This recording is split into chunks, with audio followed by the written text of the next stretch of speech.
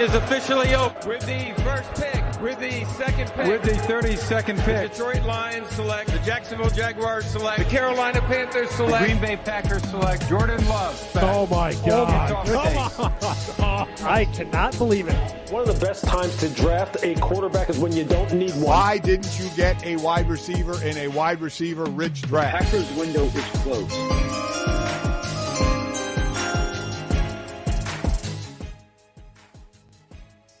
Good evening. Thank you so much for tuning in to Talking Sports with Evan. NFL Draft Preview Edition, well, really Preview Edition, live stream NFL Draft Edition. And what a difference a year makes. The open you just heard, I put it together last year, decided to keep it the same this year because the conversation involving Jordan Love. What a difference a year makes, because a year ago, the Packers had traded Aaron Rodgers to the Jets for some draft compensation, draft swap this last year, and the Jets' second-round pick this year, and a few other things thrown in there. But a year ago, the conversation was the Packers are in a complete rebuild, and is Jordan Love the guy? And now, a year later, the conversation has turned into the Packers are legit NFC contenders, and they're on the cusp of being Super Bowl contenders. That's where we're at this year. So totally complete change for the Green Bay Packers. And I bring that up because I am a Green Bay Packer fan. This isn't a completely Packer-focused show, but I will be obviously talking a lot of Packers. And like last year and the year before, once again, I'm very pleased to have Emlyn Thomas joining the show once again to talk NFL draft. And like I said, Emlyn, what a difference a year makes with the NFL is last year we're talking the Packers are in rebuild, and is Jordan Love the guy? To the Packers, if they get this draft right, they're Super Bowl contenders potentially. So again, thank you so much for coming on and being a part of this show. It's a pleasure being here as always. I think this is one of my favorite parts of the NFL calendar, and it's always kind of before the season, but it's this really, for me, the start of the season. And I know we've gone through some offseason and that free agency, and teams are already starting to make their moves. But boy, what an exciting night for 250 some odd young men that are going to get them hear their names called tonight, tomorrow, and the next couple of days, and be able to start their NFL careers. And you're right. It's a year ago, the Packers were Matt LaFleur said it. I didn't even know who our tight end was going to be. I don't know who our players are going to be. And now they're going into it looking at as a team that, yes, there's some changes. They've got a new defensive coordinator, but they've got an opportunity to walk out of this and really put themselves into competing for the Lombardi Trophy. Yeah, definitely competing for the Lombardi Trophy. And then we have other teams that are on the cusp of becoming that next team, the challenge team, like the Chiefs. And the 49ers are still one of the top teams in the conference. They might make some trades tonight with one or two of their receivers. And I think the NFC in particular is wide open because the 49ers are going to have to start paying people, and they might have to start moving on from people. And we saw offensive line was a big issue for them. So who knows what they're going to do. And the Chicago Bears are officially on the clock as we have reached 7 o'clock. I know we still have to wait for the commissioner to make it officially official, but expected to be Caleb Williams. That's unless the Bears surprise everybody. But they're in Detroit this year. Next year, they're in Green Bay. You had mentioned that off air that when the draft was in Chicago, that you were there for the draft in Chicago. It looks like quite the scene in Detroit right now for this event. Yeah, it's amazing what goes on and really how cool of an experience it is. I've never had the opportunity to see it when it was in New York, but seeing it in Chicago, I think that was the first time it was on the road. And I know they're going to try and move it around and do it in different cities. But the NFL's done a really good job with making it into a fan experience. And it's a whole day extravaganza. And there's just so much going on. There's so many people there. And I think you can see it in the crowds that are on now. There are people coming in from all over the country for a chance to just be here and really celebrate a game that they all love. And if you want to communicate with us at all throughout the show, if you're watching on Facebook, Talking Sports with Evan is the Facebook page. If you are watching on my personal Facebook page, make a comment in the comment section. If you're watching on YouTube, Talking Sports with Evan on YouTube, comment in the comment section there. You can find me on X or Twitter, whatever you want to call it, at Evan Witt Sports. And you have Emlyn Thomas for Emlyn if you want to communicate with us. Let us know your thoughts on the draft. Let us know what your team is and what direction you think they're going to go into. We'd love to make this interactive.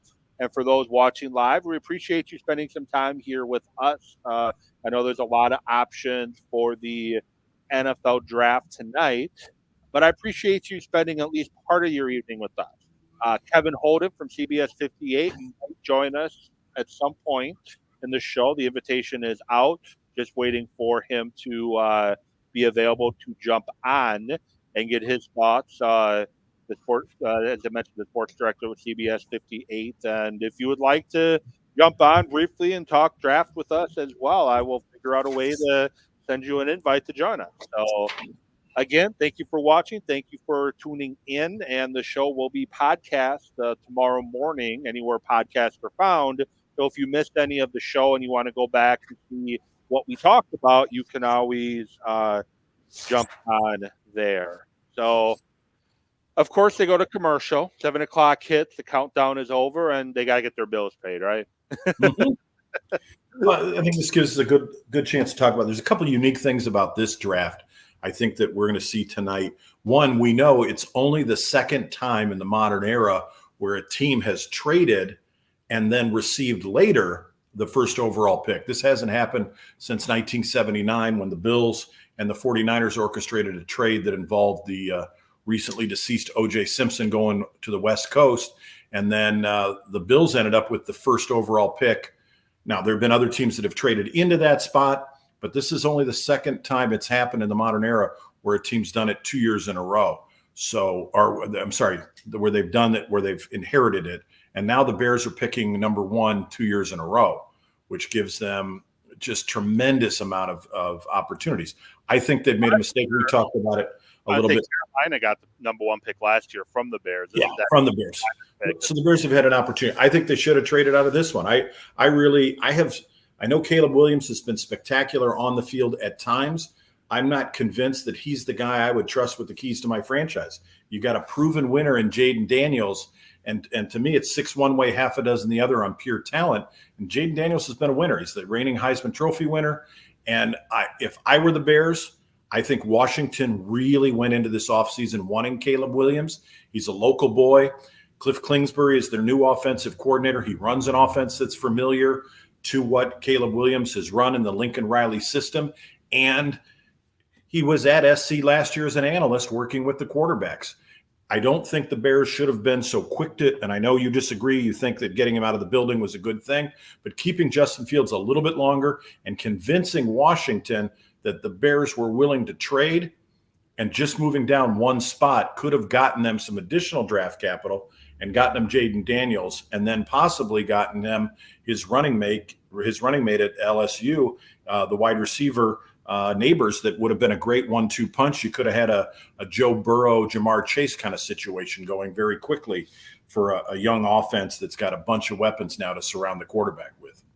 Yeah, well, I think it was the right time to get Fields out of the building, give him the best chance to latch on somewhere. However, I do think that I have questions on Caleb Williams, and I'm going to probably anger Bear fans here. The Bears don't have a good history developing quarterbacks. They just don't. The best quarterback in their franchise history was, 1985 with Jim McMahon? Oh, I'd argue, it was Sid Luckman in 1942. Yeah, you can go back to 1942. They've never had a 4,000-yard passer in their franchise history. Never had one. The only NFL team not to have somebody throw 30 touchdowns in a single season. It's concerning because they tend to not put quarterbacks in the best position. Now, this year is a little bit different because you traded for Keenan Allen, you got DJ Moore, you have 2 offensive tackles that are pretty good. you sign a running back, you have the potential to build a special offense. I just don't know if Caleb Williams is that guy. He has he plays a lot like the quarterback you just kind of got rid of, where he's looking for the home run, he's looking to run, he doesn't take care of the football very well, and he turns it over. And you kind of just got rid of a bigger version of him. And I think they should have traded Justin Fields last year and drafted C.J. Stroud personally. Yeah, would have been a good move then. You scratch your head and you look at this. I look at him and I don't see Fields, a smaller Fields. I see RG3 all over again. The slender build, the antics where you kind of think you're bigger. He didn't take his medical at the combine. He's not willing to do any workouts. There's a, crying on the sidelines and having your mother cover you with a towel. And there's just, when you think about the guy that you want leading your franchise, and you got one shot to do it here. You've had two now. You had a first pick last year. You had your choice of anybody, and you got your first pick here. And you're right, they haven't developed well. You contrast that with the 49ers. They take Mr. Irrelevant, the 255th pick in the draft, and he leads them deep into the playoffs a couple of times. So how they do this, I don't know. I think the Bears, it's a crapshoot for them, and it'll be interesting to see if they make this pick and if this guy really becomes what it is. And then we get into the conversation, what does Washington do? Because they've got a big need at quarterback. They're one of at least 7 teams that are going into this draft, possibly in this first round, looking at taking a quarterback. Yeah, projections might be 6 quarterbacks taken in the first round. You got your Caleb Williams, Jaden Daniels, your May, top 3. You got your J.J. McCarthy. You got your Penix Jr. You got your Bo Nix. To me, in a typical year, Bo Nix and Michael Penix are not first-round talents, but the reason why you reach and take them in the first round is you want that potential 5th-year option. You get the 5-year contract instead of the 4. So you get a little bit more time to work with them. Hence why the Ravens traded back into the first round at number 32 and took Lamar Jackson, which was still surprising he was on the board then. But Eminem, I guess, gets to be the one to open up the draft here in Detroit. Next year, it's in Green Bay. And I'm kind of excited. I might have to drive up to Green Bay for it. I might have to find an establishment there that's willing to let me set up shop. And we might have to do a live draft show in Green Bay, Wisconsin next year. From Titletown, USA, that'd be fun. Yeah, I can get staying wise. I can get to at least Kimberly, which is just about a half hour south of Green Bay. I have family in Kimberly, but it would be cool to get to like Titletown pub or outside of the Titletown area, because that place is going to be a zoo. You can talk about what it was like in Chicago when you were there, but it'd be fun to do a live show. And you're obviously be welcome to come join me in person, or if you can't join in person, you're always welcome to join the stream as well. So I think if we could find a brandy old-fashioned sweet and some prime rib at a supper club, that wouldn't be the worst thing in the world. It works too. I actually just finished enjoying I just finished a bourbon old-fashioned sweet from Door County Distillery up in Door County. Now, I'm not saying that because they're a sponsor of mine. I'm saying that because my mom worked for Door County Winery and Distillery, so need to have people go up and buy spirits and wine from them, so she keeps her job. So sponsorship there. Yeah, that would be fun. That would be interesting. And it's great to see the NFL doing more things for the fans that just get everybody ramped up. And you look at the other drafts, you look at Major League Baseball, and you look at the NBA, and they're not as fan friendly with these drafts. This has become an event into and of itself. Yeah, and the draft this year. So I think it's pretty safe bet who the first 3 picks are going to be. It's going to be in Caleb Williams and then either May and Daniels in some order. May and Daniels. When do you think the draft actually truly starts? Arizona likely taking Marvin Harrison Jr. I've heard rumblings through the guys at ESPN's draft guys, like your Jeremy Fowlers and your Matt Millers and all those people. I forget where exactly I saw it, but it seems like Arizona is willing to trade down. They just want one of the top 3 receivers between Neighbors, Harrison, and the kid from Washington. when do you think the draft truly starts? Because I think it's a pretty safe bet unless the Cardinals trade. The first 4 picks are pretty much locked in some order. I think it's at number 3, really. And it depends. I think you alluded to it that the Cardinals want one of those 3 receivers. There's a lot of wide receivers in this draft. There's a lot of quarterbacks in this draft. And I think it comes down to a team having a preference for a particular player. We don't know. We don't know a lot about New England's brain trust now with Elliott Wolf calling the shots and having Gerard Mayo as their new head coach. That's unprecedented in the last 24 years up in New England. So we don't know exactly what they want. Do they want May and think that he's another Tom Brady-esque player, or are they concerned about his inconsistencies? Do they want Jaden Daniels? And who doesn't Washington want? So there's some rumblings that New England may trade out of that spot. Do I think a quarterback goes there? Absolutely. Somebody's going to want it. You've got enough teams that want to trade up. If Washington goes May, then you've got the Raiders in play because Antonio Pierce was on the staff at Arizona State when Jaden Daniels was there before he went to LSU, and he wants him desperately. And rumors are coming out of Las Vegas, they want to go all in and push their chips onto the table for that player. Does he survive? I don't know if he makes it to 3. So I think that's where the draft really gets interesting for me. I think you got a chance the Patriots trade down. You got a chance that the Cardinals trade down. And who knows what Jim Harbaugh is going to do in San Diego. I wouldn't put it past him to draft J.J. McCarthy and trade his starting quarterback that he has. I mean, he's a complete unknown and a complete wild card at number 5. Likely for me, they trade out of that pick and pick up some more draft capital. But they need a wide receiver. Yeah, I don't think the Los Angeles Chargers trade Herbert. That's going to be a big cap hit to trade Herbert. And then if you do draft McCarthy, you're not really setting him up for success because you don't have any wide receivers in LA. One got traded to the Bears and one's in New York, and neither of them can stay healthy. So maybe it's a better long-term for move on. You mentioned number 3 with the Patriots, and if they trade out, the Vikings are a big team that could potentially trade into that number 3 spot. They have 2 first-round picks, and from my understanding, they're a big fan of Derek May, and they seem to be a big fan of J.J. McCarthy. So my guess is one of those 2 might be drafted at number 3 by the Vikings trading up. It's all going to depend on what the Patriots do. I guess is going to be what the dominoes fall. And the Bears I'm surprised they're taking this long to make their decision. We all know it's going to be Caleb Williams, but we'll see. But I mentioned 6 quarterbacks, likely first round.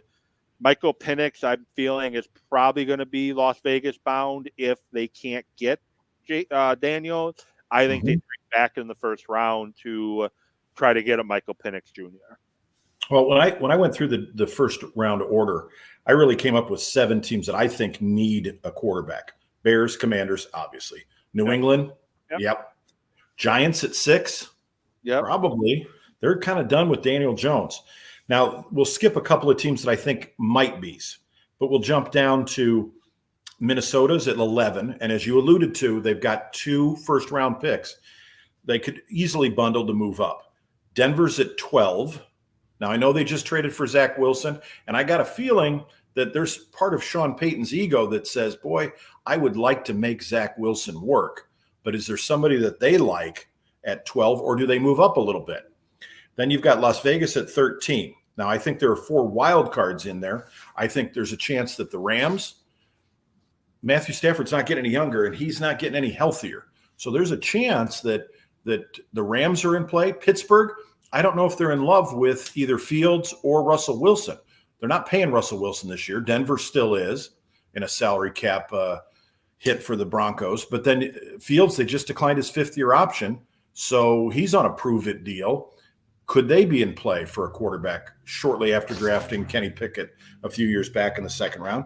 And then you've got teams like Atlanta and the Jets that are at 8 and 10. I don't think they're going to go quarterback, but if the right guy was there that you loved, you got 2 old, brittle quarterbacks coming off of serious injuries. Would they be interested in taking somebody if somebody drops? And I think that motivation is going to be in play with teams like Denver and Las Vegas. If there's somebody they want, they're going to have to go up and get them. They're not going to fall to them. I chuckle a little bit when he brought up the Jets, because how funny would that be that the reason why Aaron Rodgers was so angry in Green Bay is because they took his successor when he didn't think they should, and the Jets, they take his successor when he wants to probably continue trying to argue that he can play for another couple of years. Yeah, well, and he lasted 4 plays last year. It's and the same thing with Kirk Cousins is coming off a major injury, and you don't. I mean, he got a big guaranteed contract, but man, you don't know that he's going to stay upright all season. No, you definitely don't know that. That's the frightening part of it. I think, we talk about there have been some big drafts when you go back over the course of history in the modern era, and you look at 99, 2018, 2021, we had 5 quarterbacks drafted in the first round. Obviously, 1983, everybody knows we had 6 quarterbacks taken in the first round. This is a year where we could easily see 6. We could possibly see 6 quarterbacks drafted in the first 13 picks. Yeah, that would be quite impressive if we do. And okay, so and it's Bears pick is in, it looks like. And I think with quarterbacks too, it comes down to what's your particular flavor of ice cream with this.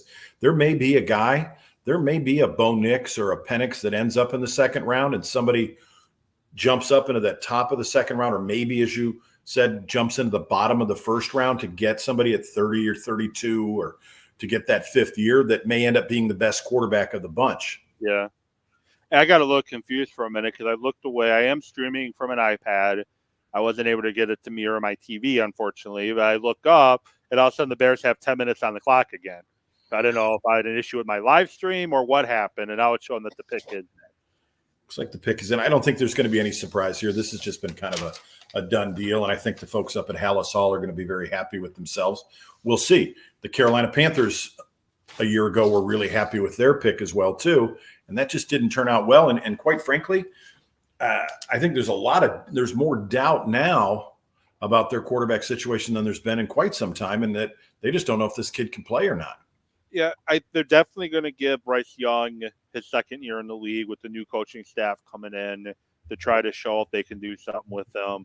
He got brought into a bad spot. You traded away his number one, who would have been his number 1 wide receiver, in DJ Moore, to get that.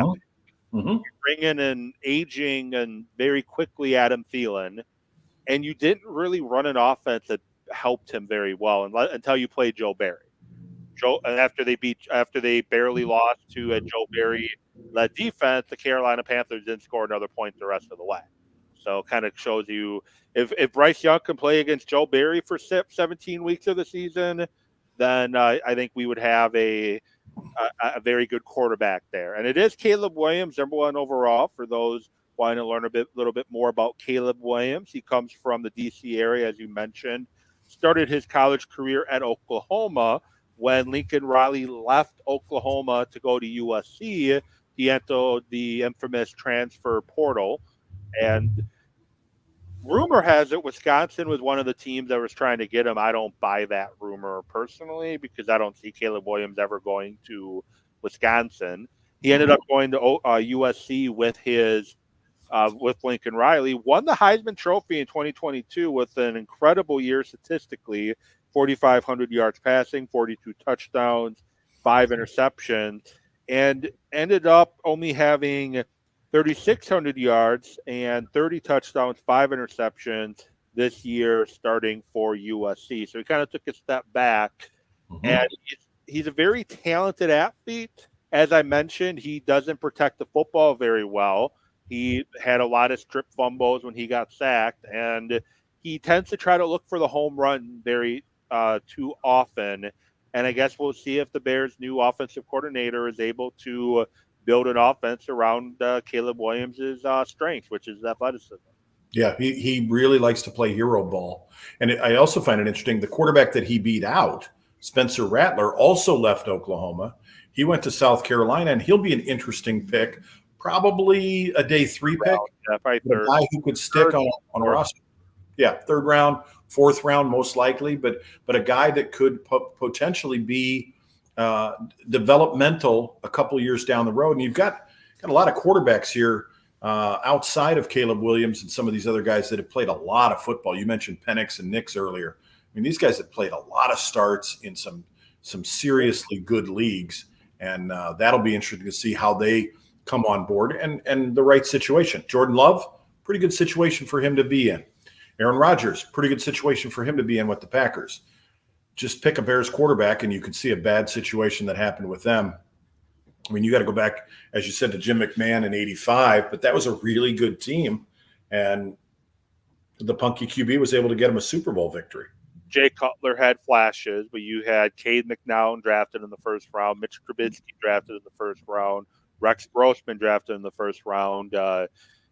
You had Justin Fields drafted in the first round, and Kyle Orton ended up being the better quarterback between Grossman and Orton. Orton being the better quarterback out of those two. Jay Cutler had a very talented arm, but didn't have a whole lot between the ears, and I think he threw more completed passes to Packer players than he did his own wide receivers at times. We'll see if Caleb Williams falls in that line, and here's the thing I'm hoping for. I guess I'm not, as a Packer fan, I'm not hoping for it, but as an NFL fan, the Bears are too obsessed with Green Bay. Lovie Smith, when he got the job in Chicago, it's all about beating the Packers. It's always all about beating the Green Bay Packers. Beat the Packers, beat the Packers, beat the Packers. Do the Packers enjoy beating the Bears? Yes. Do us Packer fans enjoy watching the Packers beat the Bears? Yes. Is it fun watching Aaron Rodgers yell into the crowd, I still effing own you? Yes. But the Packers, their eyes have always been on the bigger picture, and that is make the playoffs and try to win a Super Bowl, or it seems like the Bears are too focused on at times as we have to beat the Packers. That's great. You beat the Packers 1 out of 2 times in the 2010 season. Unfortunately for you, the Packers beat you when it mattered most. That is to get into the playoffs and then to get into the Super Bowl.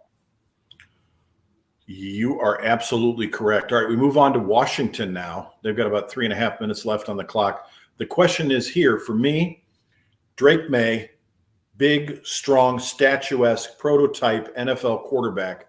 Does he fit the mold of what Cliff Kingsbury wants to do on offense with his version of the air raid system? Or is it Jaden Daniels here? Yeah, Derek May reminds me a lot of a Jordan Love type situation. Derek May had a great first year as a starter with now Badger offensive coordinator Phil Longo, had 4,300 yards passing, 38 touchdowns, completed 66% of his passes, had some great skill position players that year, one is a wide receiver in Green Bay in a lick, have some graduations, Phil Longo leaves, and he takes a step back, 3,600 yards passing, 63% completion percentage, 24 touchdowns to 9 interceptions.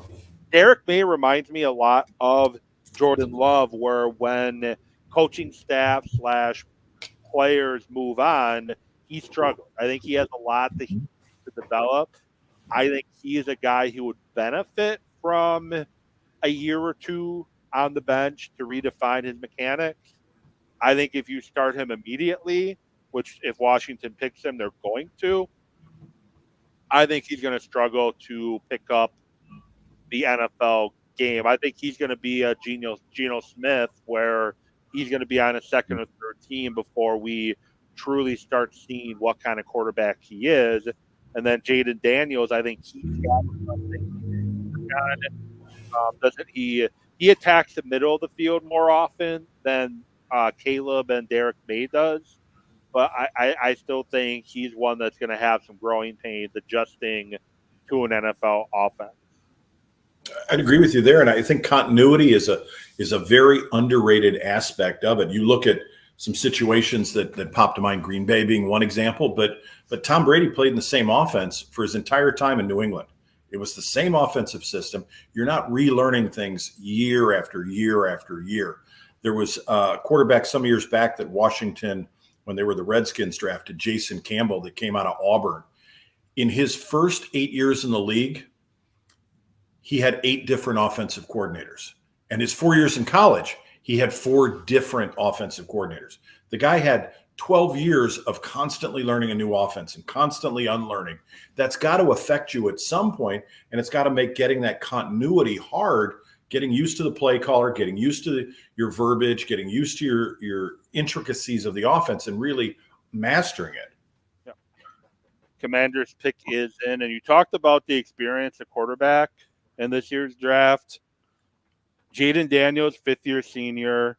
Bo Nix, fifth-year senior. Michael Penix Jr., sixth-year senior. Spencer Rattler, fifth-year senior. Devin Leary from Kentucky, sixth-year senior. And a lot of that is because of that extra COVID year a lot of these guys got. And it is going to be Jaden Daniels, LSU, 6'3", 210, fifth-year senior. Started his career in Arizona, as you mentioned, Arizona State, as you mentioned before. Kind of reminds me a little bit of a quarterback that was also at LSU that's now at Cincinnati, and Joe Burrow, who it took a little while for things to click. Joe Burrow started at Ohio State, transferred to LSU.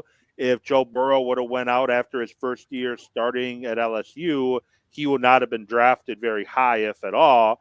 And his senior year or last year's starter won the Heisman, just dominated. Daniels kind of the same way. If Daniels goes into the draft after 2022, he's likely fourth or fifth round pick. Instead, goes back to the NFL, back to college football instead of the NFL.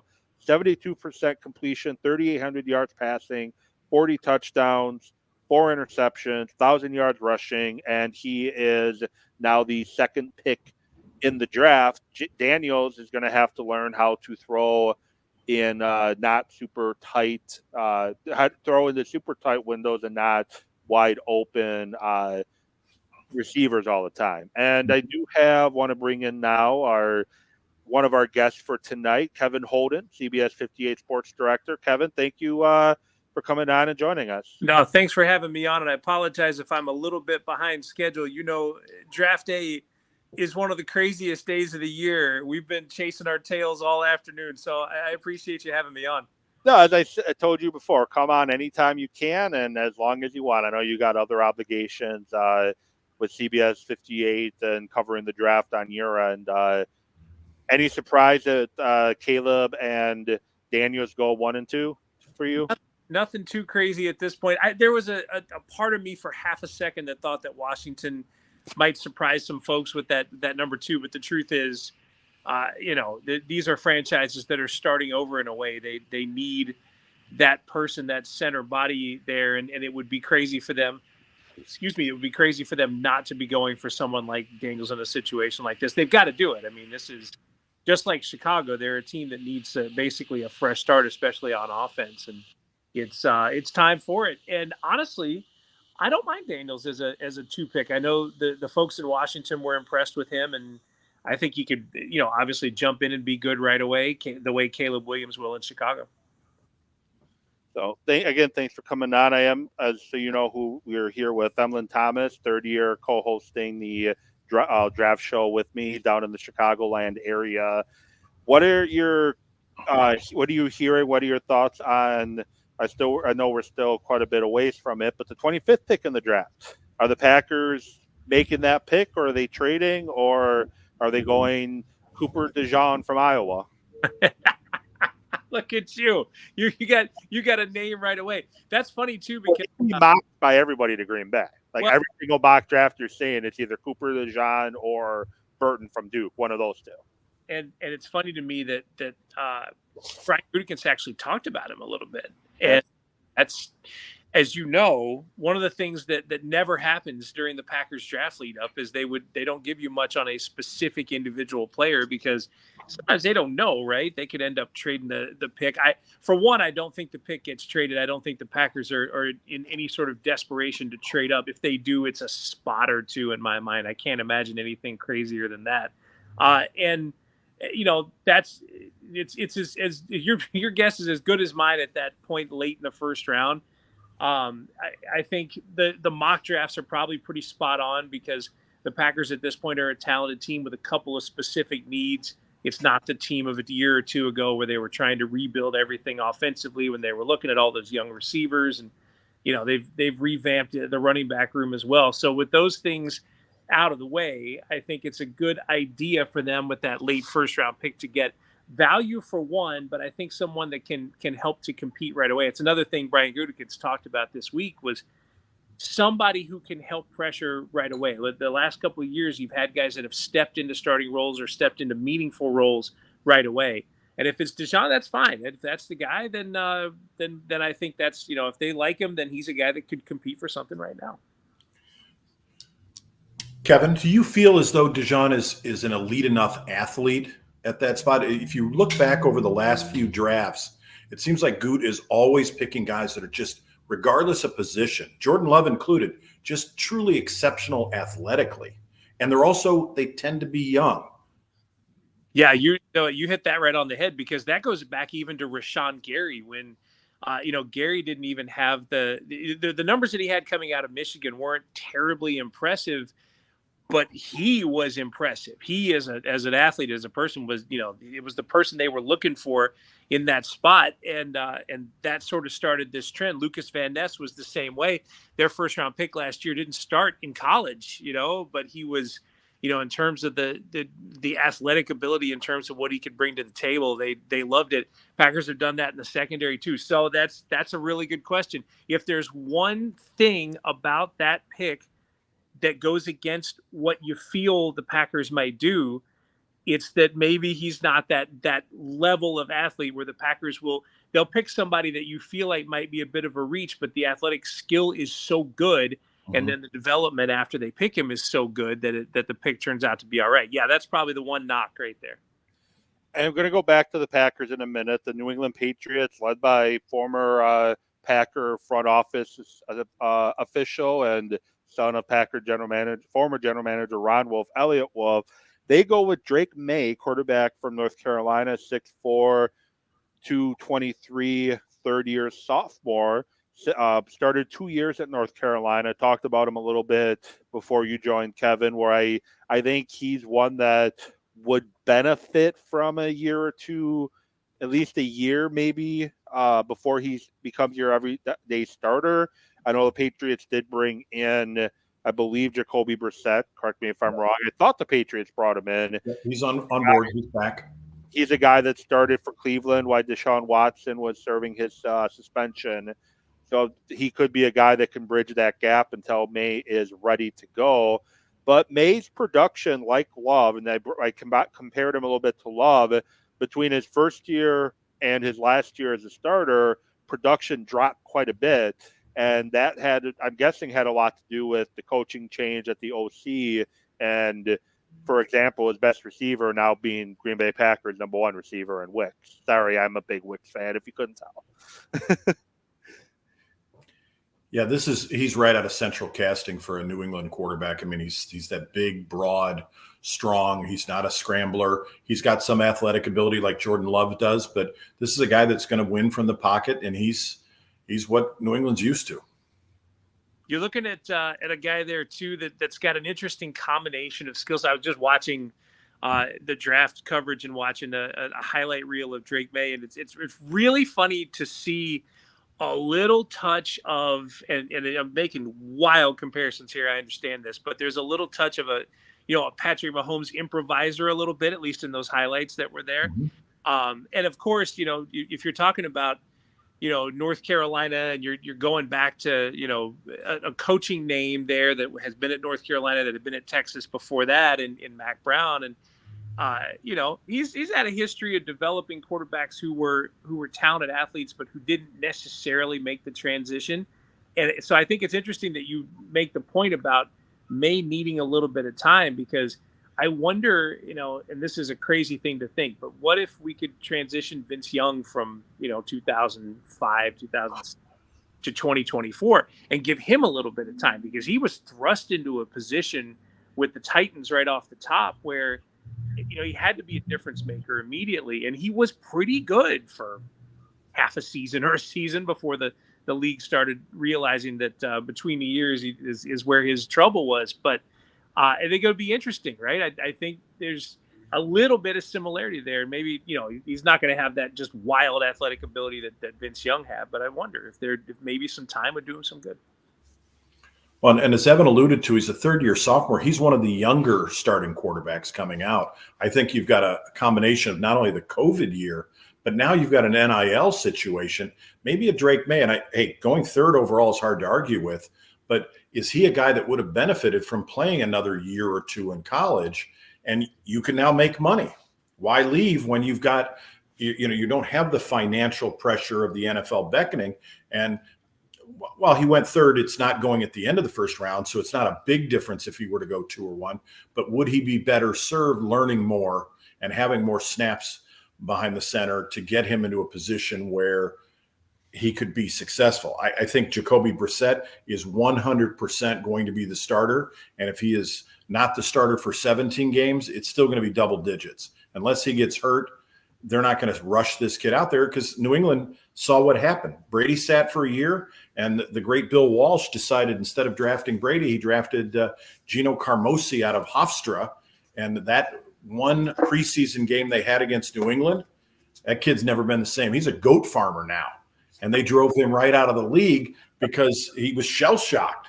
And that's unfair to put somebody in that kind of a situation. So I think New England's going to be very sensitive, given the struggles that Mac Jones went through. Evan, you alluded to the fact that his second year, he didn't have an offensive coordinator at all. And then you had some internal politics last year with O'Brien and Belichick not being on the same page, and maybe some sabotage going on with that.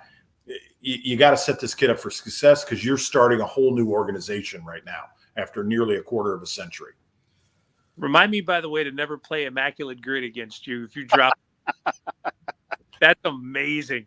But, well, the other half of it, too, and you're talking about financial benefit, this is a deep quarterback class. I mean, McCarthy's still sitting out there. There are others that are still sitting out there. Probably the top 6 are really, really strong names as the first non-quarterback just went here. And I don't want to steal your thunder on that, but after 3 quarterbacks, you finally have somebody else. But you wonder if another year for May would have made him number 1, because he's the best quarterback available. Well, and you've got a bunch of quarterback needy teams, 7 teams looking for quarterbacks right now. Yeah, I'm not, switching topic to who's being drafted now. It's the first 4 picks are pretty much going exactly, I think, how everybody projected. Quarterback, and then Marvin Harrison. To me, Marvin Harrison is the best player in this draft. He, obviously, the name, Marvin Harrison Sr. had a Hall of Fame type career at Indy. I don't know if he's quite in the Hall of Fame, but he definitely had a Hall of Fame career. And his son is definitely an outstanding football player as well. And he's very good catch radius, runs really good routes, and he's definitely a difference maker. And that's kind of what the Cardinals need, as they don't really have much in that wide receiver room right now. No, and you picked up a guy from a school that's produced a lot of NFL caliber receivers. Especially, and when you talk to people, he's the stud, the alpha male of that group. And when you compare him to Garrett Wilson and some of those other guys that have been really successful in this league, he's got a pedigree that says there is nothing that you even doubt that he is not going to be able to come in and play as a professional at this level. He's going to have to just learn that he has to get both feet down on those ridiculous sideline catches instead of just the one toe. One change. That seems like a small one. And it's interesting too, because you have, this is another one of those cases where a franchise chases a specific thing, not just a need. In other words, like the Bears taking a quarterback at 1, there's a storyline that goes back forever about 3,000-yard passers and that sort of thing. In Marvin Harrison Jr., isn't there a little bit of like hope that that's Larry Fitzgerald too? Like, they had such a generational experience with Larry Fitzgerald that they'd like to have that again. Yeah, I definitely think so. And now we have probably the NFL draft officially starting with the Chargers on the clock. Either it's going to be a trade, or do they go wide receiver or O-lineman? I think we officially are starting the NFL draft, as now we enter we don't really know what's going to happen scenario here. So I want to go back to the Packers.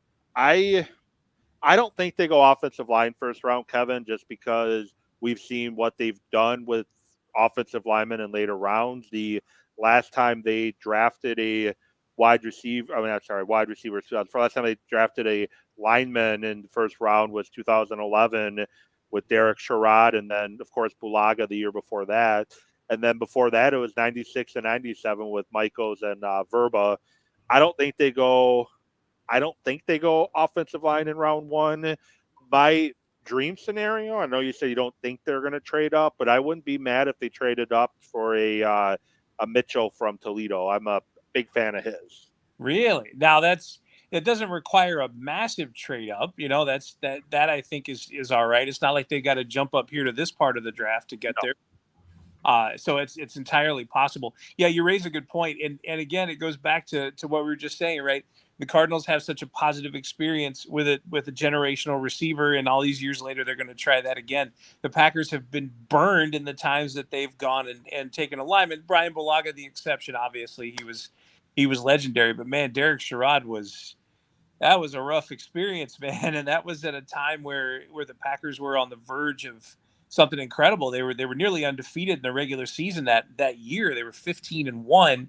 And if I'm remembering this right, the one loss was a game in which Sherrod got hurt. And the Chiefs, he broke his leg. I want to say playing kickoff coverage. Oh, and there goes your first rounder, right? Yeah. So that probably, I have a feeling that's been written up. I think the draft board probably has permanent marker in Green Bay. We're just staying away from offensive line, and understandable, because as you said, the Packers have a good history of researching talent and finding depth in those middle rounds that they can develop. And I think that's where they look at their offensive line. Yeah, and if you don't take a Graham Barton, I know he is the best interior lineman in the draft this year. I've been hearing the term "sure thing" brought up to him. You also have other guys that are very similar to what he can do. You have your Cooper Beebe from Kansas State that's pretty much a carbon copy of him, maybe not quite the athlete, but kind of a carbon copy. And then Jackson Powers Johnson from Oregon is another guy that can definitely step up that center position.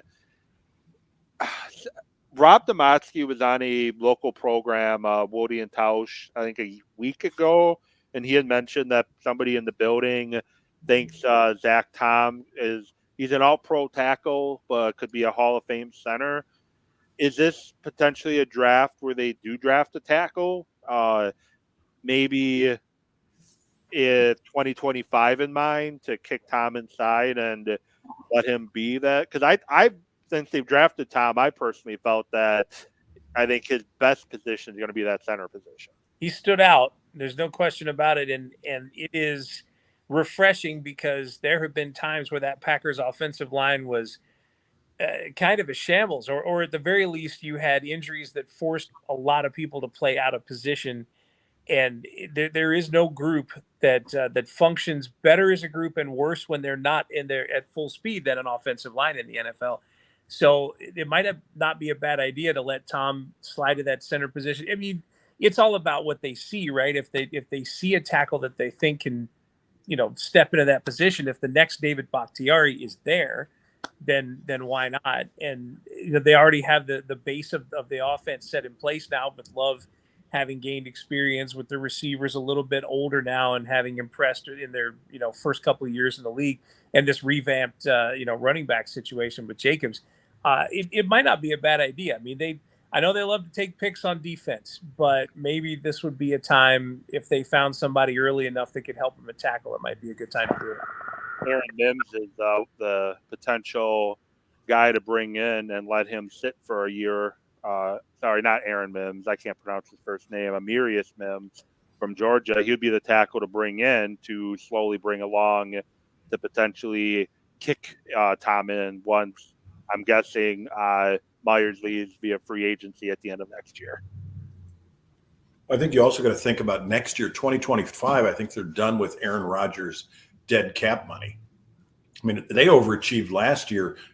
Youth was one thing, but they had $40 million that they were paying, essentially going against the cap for Aaron Rodgers, that didn't help them at all. Didn't help the Jets, but it didn't help them at all. So you've got a situation now where you start thinking about it, you go, oh, $40 million, that's 3 guys, 4 guys, 2 guys, legitimate NFL starters, where you can go out and really plug a hole, if you've still got it, at a right tackle, and then move Tom over. And I chuckled when you were talking about continuity there, Kevin. I remember being at a Five Guys up near Lake Forest with my then girlfriend, and she looked up. She said, "Okay, who are those guys? And it was 5 Bears offensive linemen. And they sat down and had dinner, and she went, who are they? And I went, well, actually, if you look, they're sitting left tackle, left guard, center, right guard, right tackle. And now she cracks up anytime they sit on the sideline. She's like, look, they're in order. And it's true. It's kind of funny when you get used to just having that guy next to you and the communication and all of those things that go into, I think, offensive line more than anybody else. It's a unit that is successful as opposed to just an individual player. How tempted were you to run right up next to the right tackle and then split out about 4 steps wide? Check to see if I was on the line or not. Yeah. There we go. On the line, off the line. Yeah. Teach Tony that for the Chiefs. Looks like the Chargers pick is in. So does Jim Harbaugh get himself a tackle, or does he go wide receiver because he has nobody at that position? I think it's got to be Neighbors or the Washington receiver. I got to get the name in front of me to pronounce it. Is it Odunes? I think it's got to be one of those two because you don't have a wide receiver to throw the ball to. No, although if it was Harbaugh's choice, totally, it might be another tight end. True. Bauer is a heck of an athlete. Only I get an app push by now, but it must be slow. Oh, he goes tackle.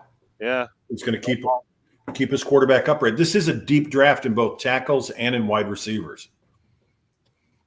And if you've ever watched draft coverage, one of the funniest things that happens in it could be draft coverage, it could be NCAA tournament coverage, but the idea of a reaction shot, the idea of a shot of the person who something big has happened to, you've just been chosen for the NCAA tournament, you've just been drafted, is a fantastic idea, but often those feeds are delayed.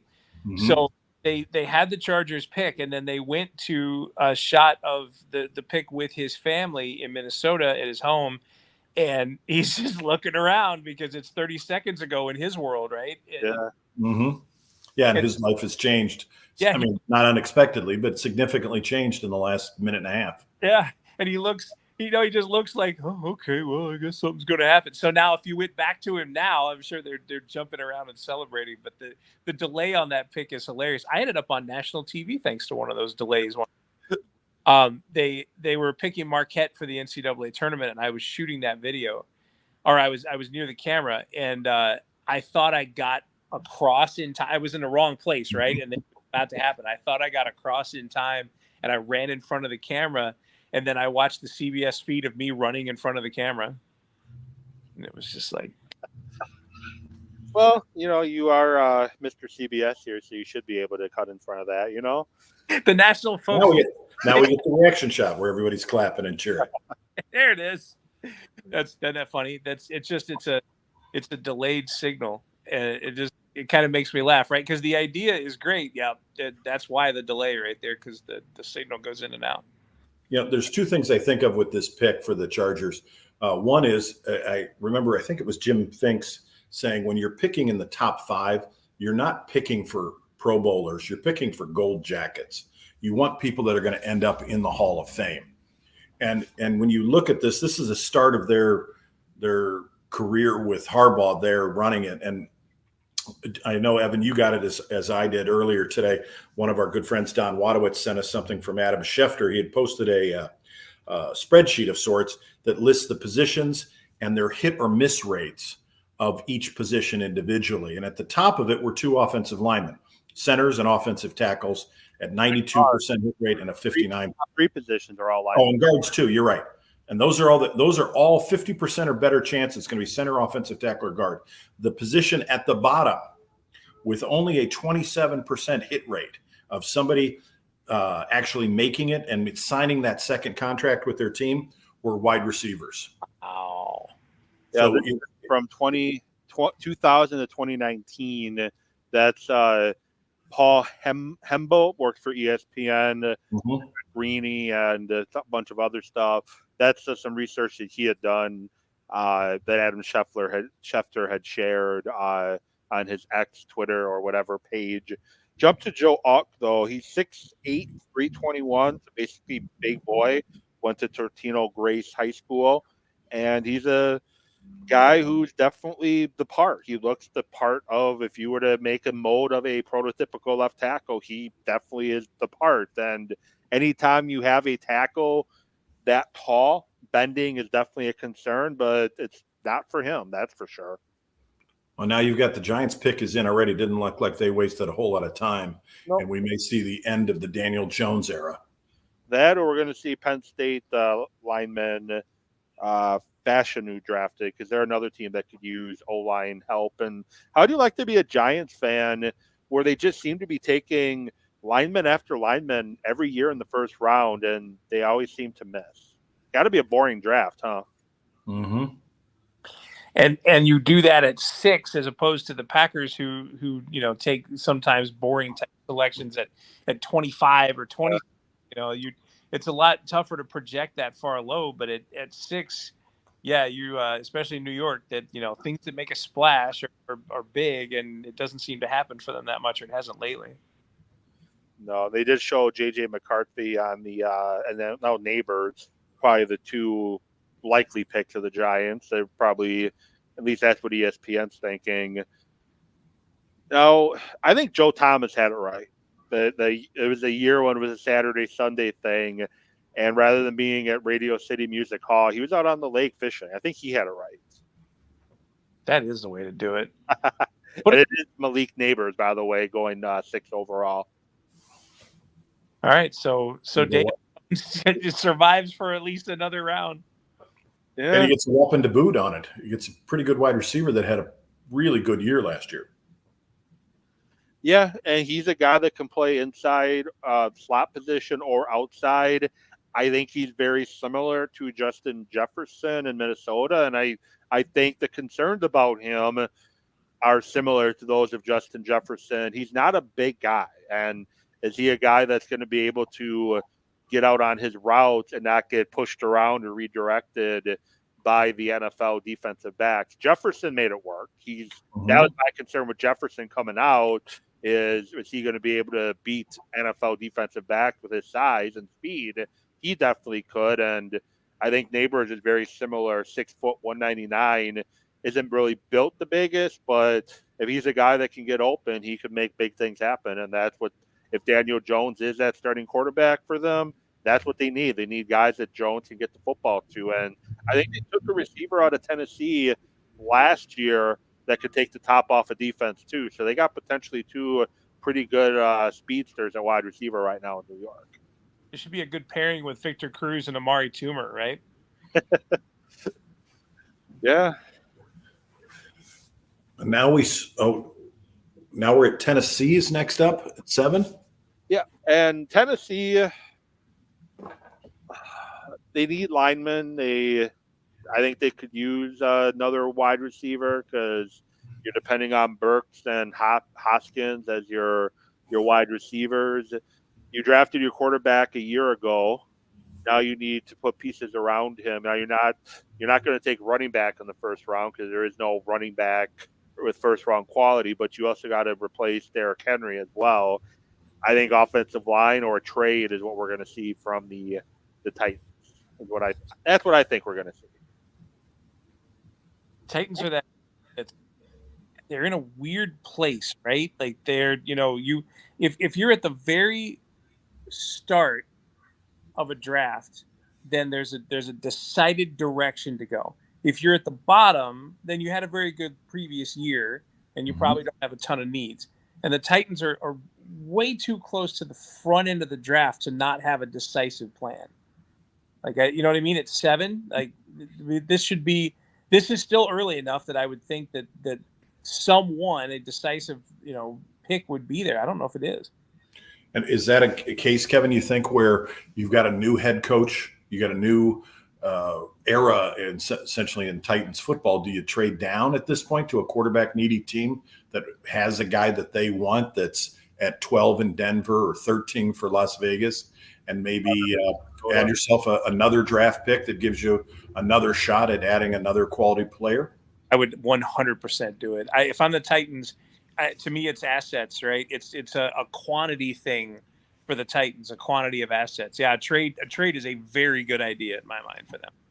And if they don't trade and they do go offensive line route, you got the Olu Fashanu. I hope I didn't butcher it too much. Kevin, correct me if I did. I'm sure you're better on pronunciations than I am, from Penn State. Big tackle. They got J.C. Latham from Alabama. Wisconsin ties. He played at Catholic Memorial briefly before going to ING. And I guess just found out today he's got Racine ties too. Played on the Racine Gladiators traveling youth team before getting to that high school level. So Wisconsin connection there with J.C. Latham. And then Fagua from Oregon State is another option who's likely more going to be a guard, though, in the NFL level. And I know they just took a lineman last year in the first round. I believe it was I think he's grandson of a former Packer from Northwestern. I believe that's who took him, right? Mm-hmm. Am I right? Okay. Yes. Yeah, they took a tackle last year. So is this Mel's got on his big board the wide receiver Rome out of Washington, and then somebody at some point is going to start looking at some defensive players here. Yeah. The longer it takes for that first defensive player to be taken off the board, I think helps the Packers. I agree with that. Just pushing bodies down, right? Yeah. And maybe I still don't really see him as a team that would do a heavy trade up, but I mean, if all of the defensive down, maybe it does happen. Maybe they trade for the mid-teens or it continues like this. Also, it fascinates me.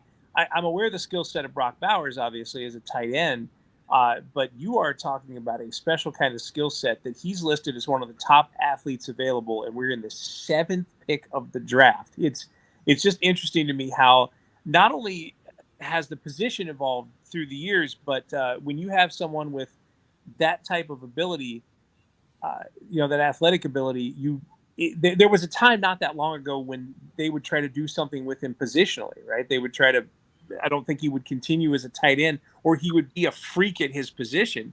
And these days, a few of those exist. There are some, there's some Travis Kelce's and Darren Wallers out there, and he could be another one right off the top. Yeah, Packers got 2 potentially last year in Musgrave and Tucker Kraft. Those seem to have been pretty good picks so far. And Bowers is, if he doesn't go here, my guess is he goes to the Jets with the pick coming up in a couple picks. The Falcons aren't going to take Bowers. They got Pitts recently from Florida. Maybe they have a coach that actually knows how to use them properly. But once again, this is Talking Sports with Evan Draft Show, joined by Kevin Holden, CBS58, Emlyn Thomas. And thank you to Aaron, Patrick, Zach, Ron, and Jackie for liking the stream over on Facebook. You can watch it on Facebook, on YouTube, on X, or on Facebook. It's on Facebook on 2 places, my personal account and then Talking Sports with Evan account as well. Thank you for those that are tuning in and watching the show. You can comment on any of the place you're watching the show if you want to share your thoughts, your opinions. Otherwise, I'm at Evan with Sports on Twitter, on X. Do you guys still call it Twitter? Do you call it X? I have a hard time calling it X. I really do. It's an interesting branding move. Yeah. I just have a hard time doing it. Yeah. It's too, that it's a letter, right? Like it's not, there's not enough there for me to, identify that site as X. I mean, it's still, it's listed. Twitter.com is still how you get there. And I still make that listing of, all right, I got to go to Twitter real quick and see. I can't. You're talking to a guy from Chicago that still calls it Comiskey Park and the Sears Tower. So I'm not good with change. Thank you. My wife would agree with you. We have conversations a lot about other stadiums, like she still says Mile High for Denver, for the Rockies Stadium, Mile High. So I appreciate that. I talked about going into the show, what a difference a year makes from the show we did last year with the Packers. What a difference a year makes too, because Emma, when we were talking last year, we're talking about the Bears possibly going to Arlington Heights. They just bought that old racetrack there, and they're going to try to build a new stadium there. And now they just presented a plan about a year later on the Chicago lakefront, not too far from their current stadium, that's going to be a dome. Theoretically, we'll see if that actually comes to fruition. The governor came out and poo-pawed it a little bit.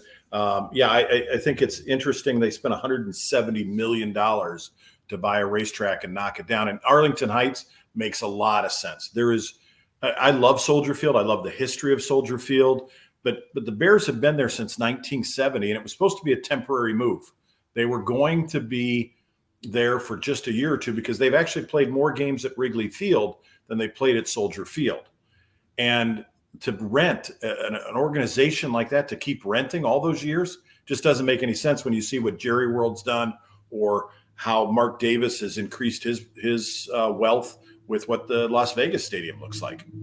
Changing really topic quick. J.C. Latham, offensive tackle from Alabama, is the Titans pick. He's a guy that can play either both left or right tackle, big body, has a bit of a nasty streak to him, and Tennessee is going to try to win in the trenches, as it looks like 2 years in a row they've gone O-lineman in round one. I can deal with it. And we've got the local ties, which I just got a note. Darius Joshua, who works in our sports department, did a story with Latham's dad sometime in the last couple of days. And he just texted me, he's kind of been the expert on Latham, and he texted me and said, wow, that was earlier than I thought. So that's a good commitment on Tennessee's part. Unfortunately, it also means that I'm going to have to drop off because our newscasts start in less than an hour. And with Latham, I have another story to add to the stories that are coming. I apologize for the short visit, but I'm going to. It's perfectly all right. I appreciate you coming on and joining us. So, did your guy have the Racine ties to him? Yeah, he Racine. Where did he go for that? I guess it was down in that area. He was talking to his dad, and he mentions it in the story. They ran it yesterday, and I was at the time I was thinking, well, okay, if he's, in the 20 to 22 range, or maybe if he's up in the mid-teens or whatever, I'll have to remember that to start the 9 o'clock show. Well, he went 7. So my job changes a bit now. Well, I appreciate you jumping on. It's a pleasure having you. And you see there's someone that has an encyclopedia brain like me as well. I'm not the only one with Emlyn here. No, but hey, come on, man.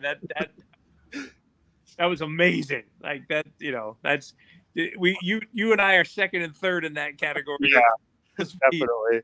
Guys, I really appreciate it. Thank you for having me on. A blast. I try to at least pay attention to what you guys are doing throughout the night. I don't know if I'll be able to jump back, but I'm at least going to watch because it's fun and we're enjoying this whole thing together. Yeah, well, you're welcome to jump back on if you're able to. We'll be here till the end of the round one, but have a great newscast coming up in about less than an hour. Yeah, gonna have to put something other than a white shirt on. Yeah, gotta put a tie on, right? Yeah, somewhere. I'll have to find one. Thank you, guys. Yep, have a good one. So that was Kevin Holden, CBS58 Sports Director, joining us. Thank you so much for coming on. You pulled a name from Hofstra out that I completely forgot about that name.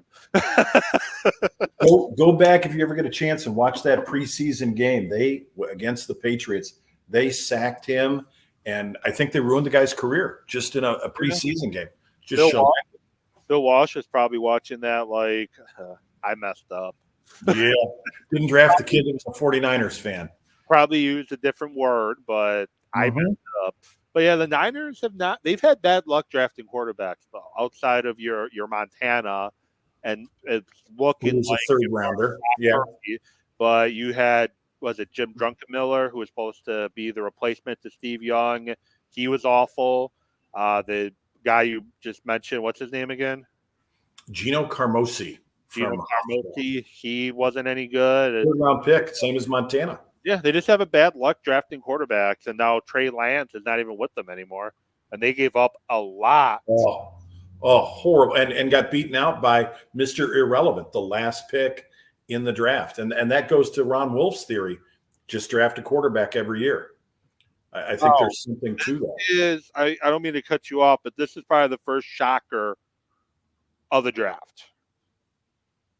Bailey Burmaster, who used to work in Green Bay, she is sports director at a station down in Atlanta. She just tweeted out who the Falcons just drafted. She's a sports director at Atlanta News First, and should I say who they took, or do you want me to wait till they Is it one of the wild cards we talked about pregame? It's definitely a wild card, and it's definitely not a position they necessarily needed, but they definitely could use one. Did they just acquire an aging veteran at that position? That they did.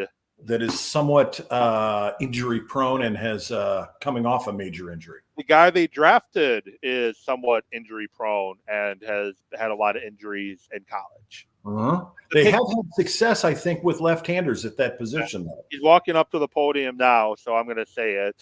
Michael Penix Jr. from Washington is the Falcons pick. Wow, that I think in Las Vegas will reverberate because I think they were hoping and planning on him dropping to them. Does that mean the Raiders are no longer in the market for a quarterback? This is not – boy, I don't know if – I like the idea of Penix. I think he's the best pure thrower in this draft. But him sitting for a long time, he's old. Him being drafted at 8 overall is not where I expected him to be drafted either. No, he could have easily been a second rounder if things fell right. I don't know if you can see the comments or not, but I'm going to put it on the screen here. You might appreciate this comment, Emlyn. Yeah, I do get calls when people are playing trivia. Yeah.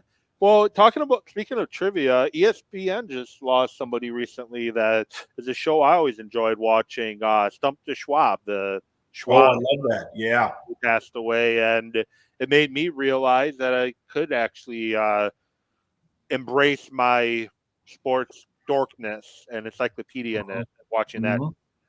Now, if you go back to the 2010 NFL draft, the oldest quarterbacks to go in the first round with their age as of May 1st, Penix is third. Well, and that's if Nix goes. But yeah. Brandon Whedon is the oldest at 28 and a half years old. Penix is 24 years old. Yeah, Whedon never been drafted anyways. I think Chris Winkie was drafted early too, and he was damn near 30 himself. Yeah, he was before 2010. But yeah, you look, a lot of the guys are 22. Your Jake Lockers and Mac Jones and Trubisky's and Tebow's. But there's not a lot that are as old as Penix has been. And Bo Nix is just slightly older than he is. So these are these super seniors that have started for two different programs that have benefited from the COVID year and NILs. And I think Nix in particular has put himself into a position where he's going to be drafted a lot higher than he would have if he'd come out last year.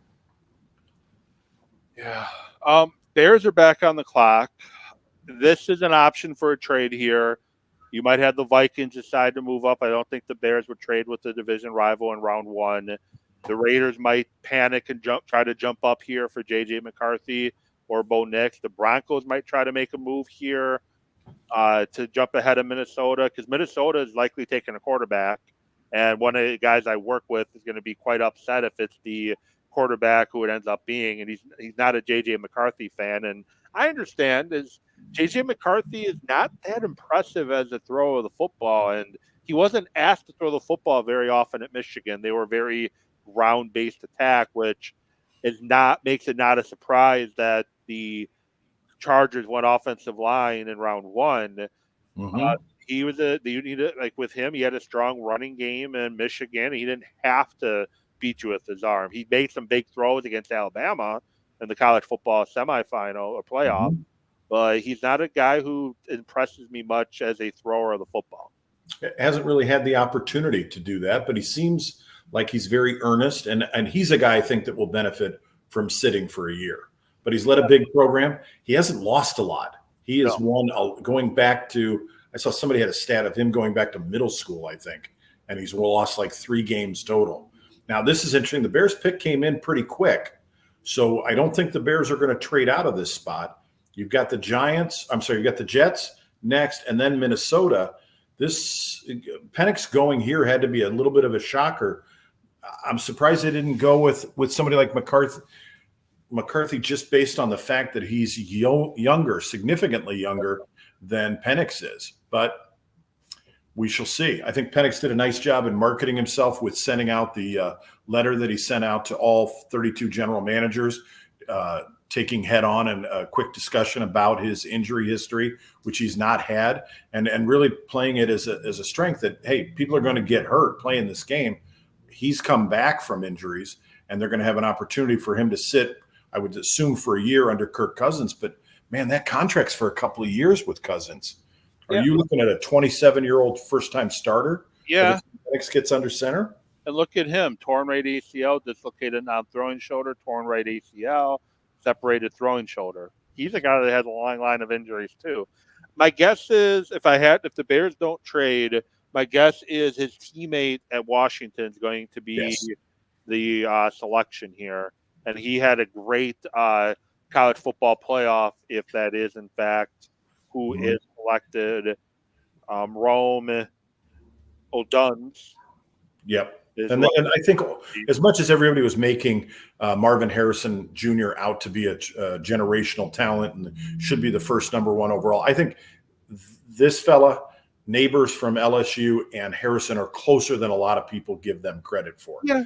You got 3 really good wide receivers here that any of them could be hits, and their ceilings are all incredibly high, but their floors are also incredibly high. They're accomplished receivers from big-time programs that have played in big-time games. Yep, 2-year starter at Washington.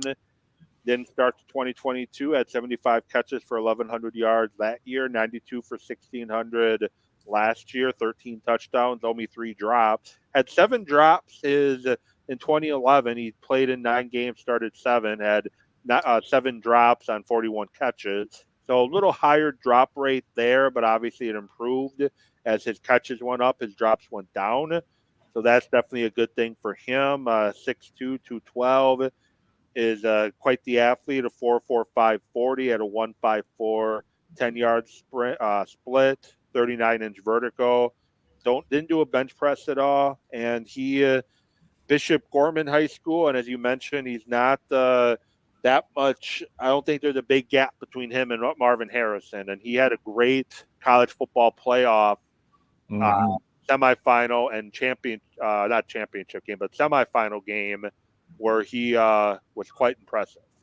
Yeah, and he's got a little bit better size than Neighbors does. He's a good 10 to 15 pounds heavier, and I think that with an NFL season, he's actually over 6'2". He's I think 6'2.5" or 6'2 5/8", and boy, he's got some good size to him. That for a wide receiver to play in this era, he's got it. He's got all the tools in his toolbox to be a really good player and a really good weapon for them, and they're putting together some pretty good offensive skill position players. You off really quick. The Vikings are on the clock now, 2 picks in a row. They traded with the Jets to move up to 10, and now they got 11. So they really wanted to make sure they're getting J.J. McCarthy. Well, and you've got at 12 and 13, you've got Denver and you've got the Raiders. Yep. Was that one pickup trade so that they didn't get traded out? Well, they still have the 11th pick, so they used their other first-round pick, which was 23rd, which they got from Houston, to move up to the 10th pick. I'm seeing ESPN showing that the 11th pick is now NYA. Okay. He just changed it. It was Minnesota both not long ago. Yeah, so changed it. That'll give them, this 100%. This has got to be a quarterback. I would assume that it's J.J. McCarthy. And boy, what a good situation for him to go to be able to work with Kevin O'Connell, who's been an NFL quarterback himself, who's been a coach, who coaches quarterbacks as his head guy, and put together a system around him that can allow him to develop into the player he's going to be, as opposed to being thrown into a situation with complete and utter chaos. Yeah, and I think he's going to have to start sooner than he should because Sam Darnold is not good. There's a reason why he's on his fourth team now. Went from the Jets to the Panthers to the 49ers, and now with the Minnesota Vikings. And the offense the Vikings run, we've seen in Green Bay, we've seen in San Francisco, we've seen in LA with the Rams. It's a very quarterback-friendly offense. Mm-hmm. It's a quarterback-friendly offense, but you also need a quarterback that can make some plays with the football. The Rams went and traded for Stafford after they realized that Goff wasn't it.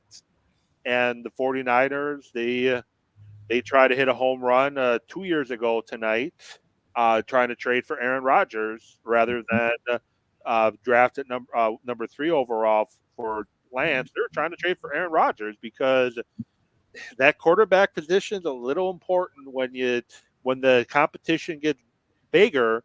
That quarterback position becomes a little bit more important. Yeah. I think what will help the quarterback for the Vikings is your head coach is an offensive guy. And I think in the NFL today, the risk you run when you have a defensive coach, and I think about the Tennessee Titans when Matt LaFleur was there. He was the offensive coordinator there. He left the Rams, goes to Tennessee, coaches under Vrabel for a year to get the experience as the true play caller, and he's gone. And I think the problem with having a defensive coach is if you bring in somebody and you bring in this new quarterback and you've got an offensive coordinator who's really good and he does well, there's a really good chance that offensive coordinator is going to be a head coach the following season. Yeah, I think we're at the point in the NFL, and we saw a few defensive coaches hired this year. The Dan Quinn in Washington, Morris and Atlanta. Mm-hmm. More defensive coaches hired this year than we have. Seattle hired the former Ravens McDonald, which is probably a little sooner than he's ready for as a head coach. He probably needed another year or two as a coordinator before he made that jump. But we've seen the defensive coaches get hired recently. But you nailed it right on the head. When you're hiring a defensive head coach, they hire an offensive coordinator. If that offensive coordinator has any success, especially if they're from that McVay tree, they're going to get a head coaching job fairly quickly. O'Connell was the Rams OC, I want to say, prior to the Vikings job. The Bengals head coach came from the Rams, but they still have McVay with the Rams, and that's still pretty helpful. Yes, it's still his offense. And I think Dan Quinn, you mentioned it from the Commanders, I think he made a really smart move in getting an experienced offensive coordinator in Cliff Kingsbury, who's a little bit radioactive still. Even if they have a good year or 2 good years, it's going to be a while before he repairs his reputation to the point where he can get considered for another head coaching position, whether it be in the NFL or whether it be in college. So I think he got himself somebody that's going to be there for a little while, and that's going to help somebody like Jaden Daniels. I don't know if Kingsbury I don't know if he ever repairs his reputation enough to be a head coach. One of the biggest issues I had with Kingsbury is there's no method to anything he does offensively. He just throw a play out there, doesn't try to. So with the Packers, when they're running the offense the way it's supposed to be run, same with the 49ers, you don't know any formation they're out of. It can be a run or a pass. You don't know for sure. And every play that they run, they're setting something up down the road. And that's something Kingsbury doesn't do very well. No. And he's in a little over his head. And Quinn learned his lesson because he got to the Super Bowl. He was up 28-3 in the Super Bowl. And then obviously they had the world's biggest collapse there, but he lost Shanahan after that. And he could never replace Shanahan after that. And to be able to get somebody. He hired the Longhorns head coach, I want to say, to be his OC. He went to Alabama after Atlanta, I think, but he hired him, and the offense was very flat. Yeah, he hired Sarkisian, who's an experienced coordinator at the college level and had been an assistant coach. He'd been a quarterback's coach with the Oakland Raiders at the time. But he ever losing that continuity. So I think it's a good situation for the Vikings. This is a quarterback-friendly environment. I think O'Connell, having played quarterback at this level, is another huge bonus for them. And Justin Jefferson's a pretty good wide receiver that you got to throw to. Now they got to figure out how to pay him and hope he doesn't want to demand a trade like T. Higgins just recently did. And we saw 2 years ago a shocking draft day trade. A.J. Brown was traded to Philadelphia, which he just signed a contract extension with Philadelphia tonight. So we've seen wide receivers get disgruntled and get traded before they have to pay them the big dollars. And the money Amara St. Brown just got from Detroit, Jefferson's going to get a pretty penny. Yep. And you hope it doesn't become a Stephon Diggs situation, who's now on another team. He's going to be with the Texans on basically a 1-year rental for them. But yeah, it's hit or miss sometimes with those wide receivers. But now you've got Minnesota. They hopefully can put this to rest. And let's not forget, they won the division 2 years ago. They're a pretty good team overall. If they can get this kind of squared away, and whether it's Darnold or J.J. McCarthy, and get some continuity there, you could have a good situation and some competition for the Packers. And no surprise there, the first of the Michigan picks goes off, and they could have a record-setting draft here. I think there are 18 players that are potential draft picks for Michigan here. Yep, and you have one first-rounder in McCarthy, and he just went to Minnesota, 6'2", 219. Problem I have with McCarthy is he looks small. Like the issue I had with Bryce Young last year is he didn't look like he had a frame that could put on much more weight. J.J. McCarthy looks that way for me. He doesn't look like he has a frame where you can put on much more weight. He third-year junior from LaGrange Park, Illinois, so your neck of the woods. Went to IMG Academy for high school, and because of COVID, couldn't play in Illinois. Yep, and went to IMG to get out of the state because he could play in Florida. And see, I share with you that he's a little frail, but he's 219.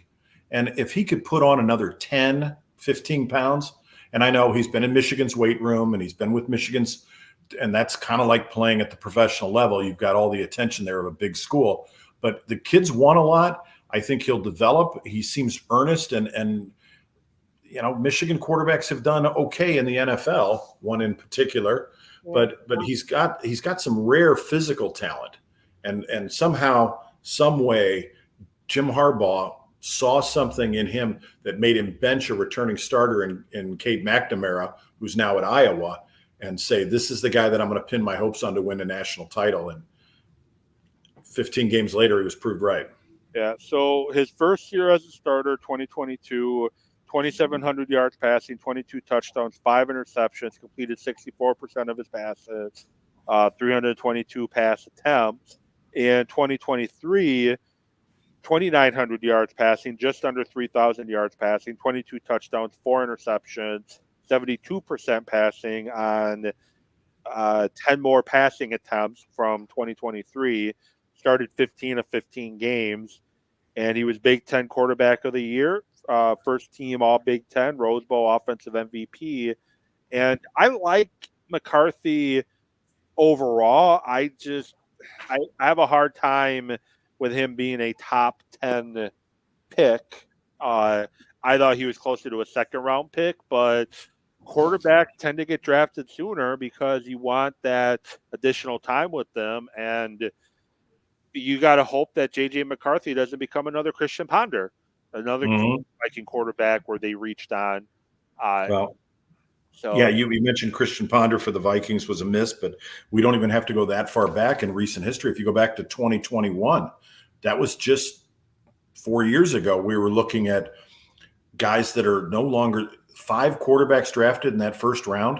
4 of them are now on their second team. Yep. Zach Wilson at number 2, Trey Lance, historically bad draft pick for the 49ers. And if they weren't winning as much as they were, it would have cost Lynch and Shanahan their jobs at number 3. What they gave up, 3 first-round picks for him. And then you had Justin Fields, who got traded for a 6th, conditional 6th. And then Mac Jones, who's now – he was at 15. He's now backing up.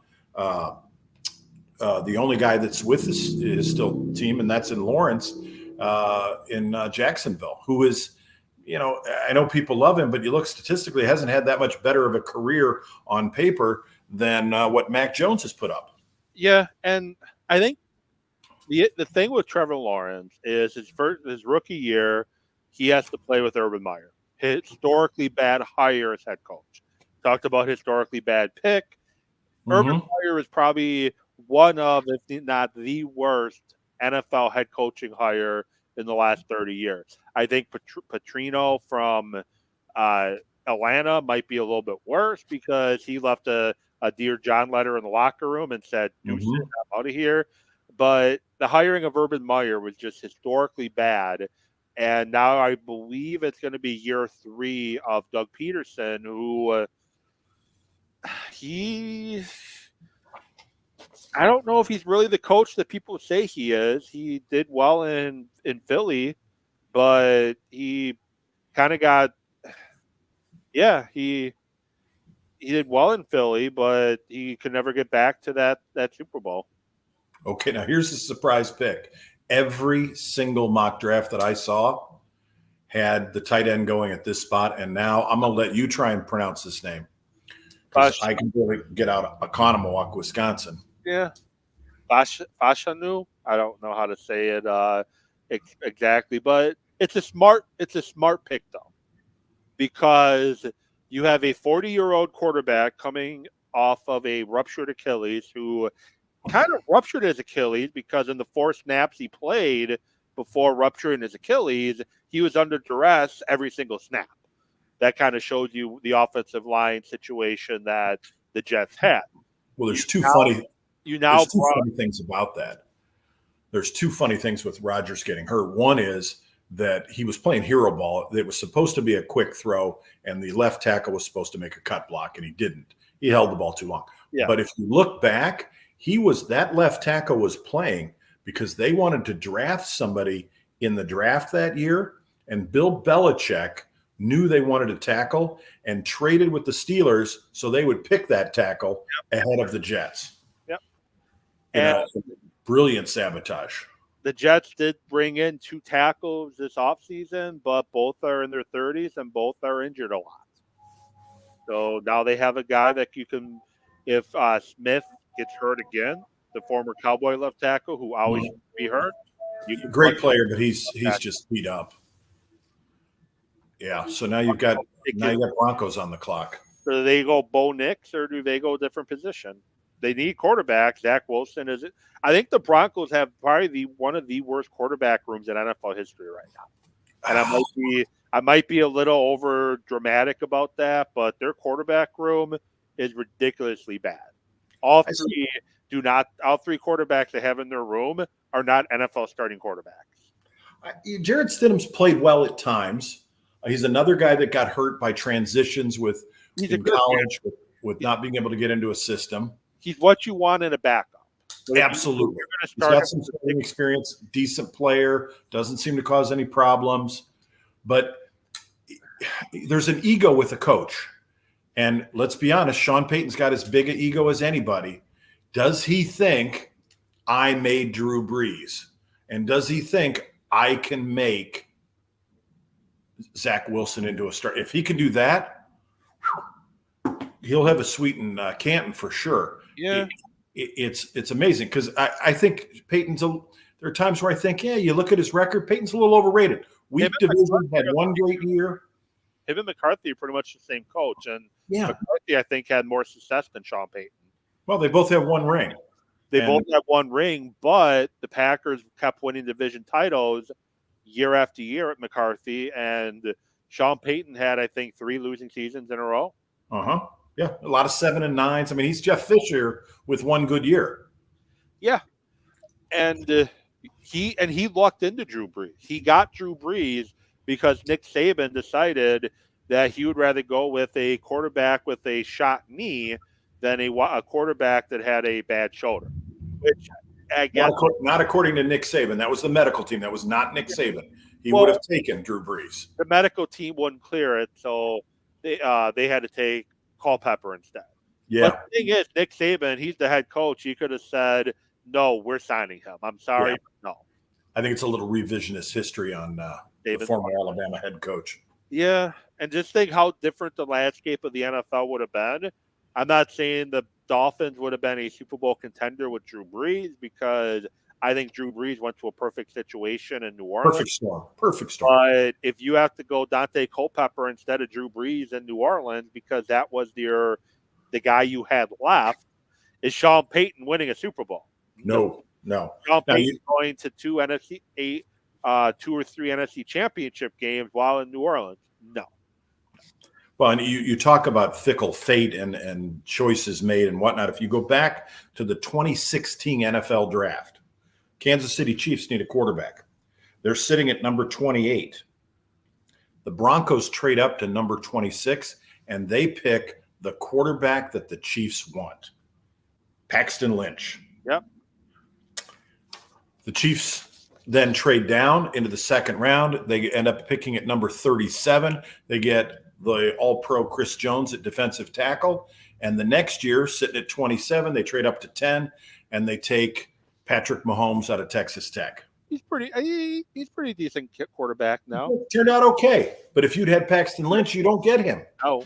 And to be outbid on that, to have the Broncos jump over you, they could have and this is Andy Reid and Brent Veach, guys that are hailed as geniuses. And Reid could have been, man, if he'd gotten Paxton Lynch, he might be sitting on the couch watching the draft with you and I tonight. He might be our third guest instead of Kevin Holden.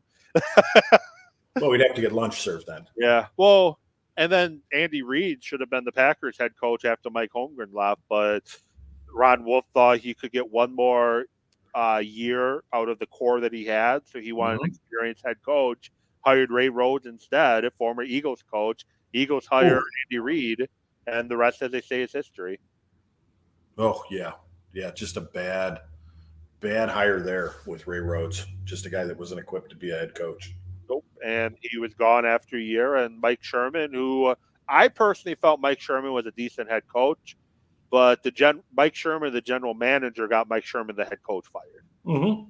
Yeah, just too much pressure on him doing two things at once. Because the reason why Jamal Reynolds got drafted instead of, I think it was Dan Morgan, who Ron Wolf wanted.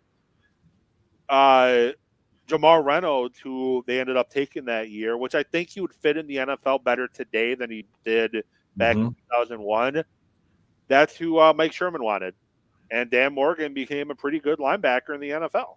Mm-hmm. All right, we got the pick in for Broncos. You think we could get Raider hats like that? Oh, yeah.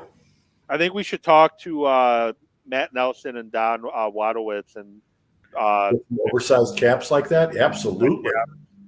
I don't know if my headset will fit over them, though. Yeah, Bo Nix, a reach, but again, quarterback position, you're going to reach. Bo Nix, another older quarterback, 24, fifth-year senior, started his career at Auburn, played 3 years there. SEC Freshman of the Year his first year, but never really did much his next 2 years at Auburn. 2,400 yards and 2,200 yards, starting 11 and 10 games.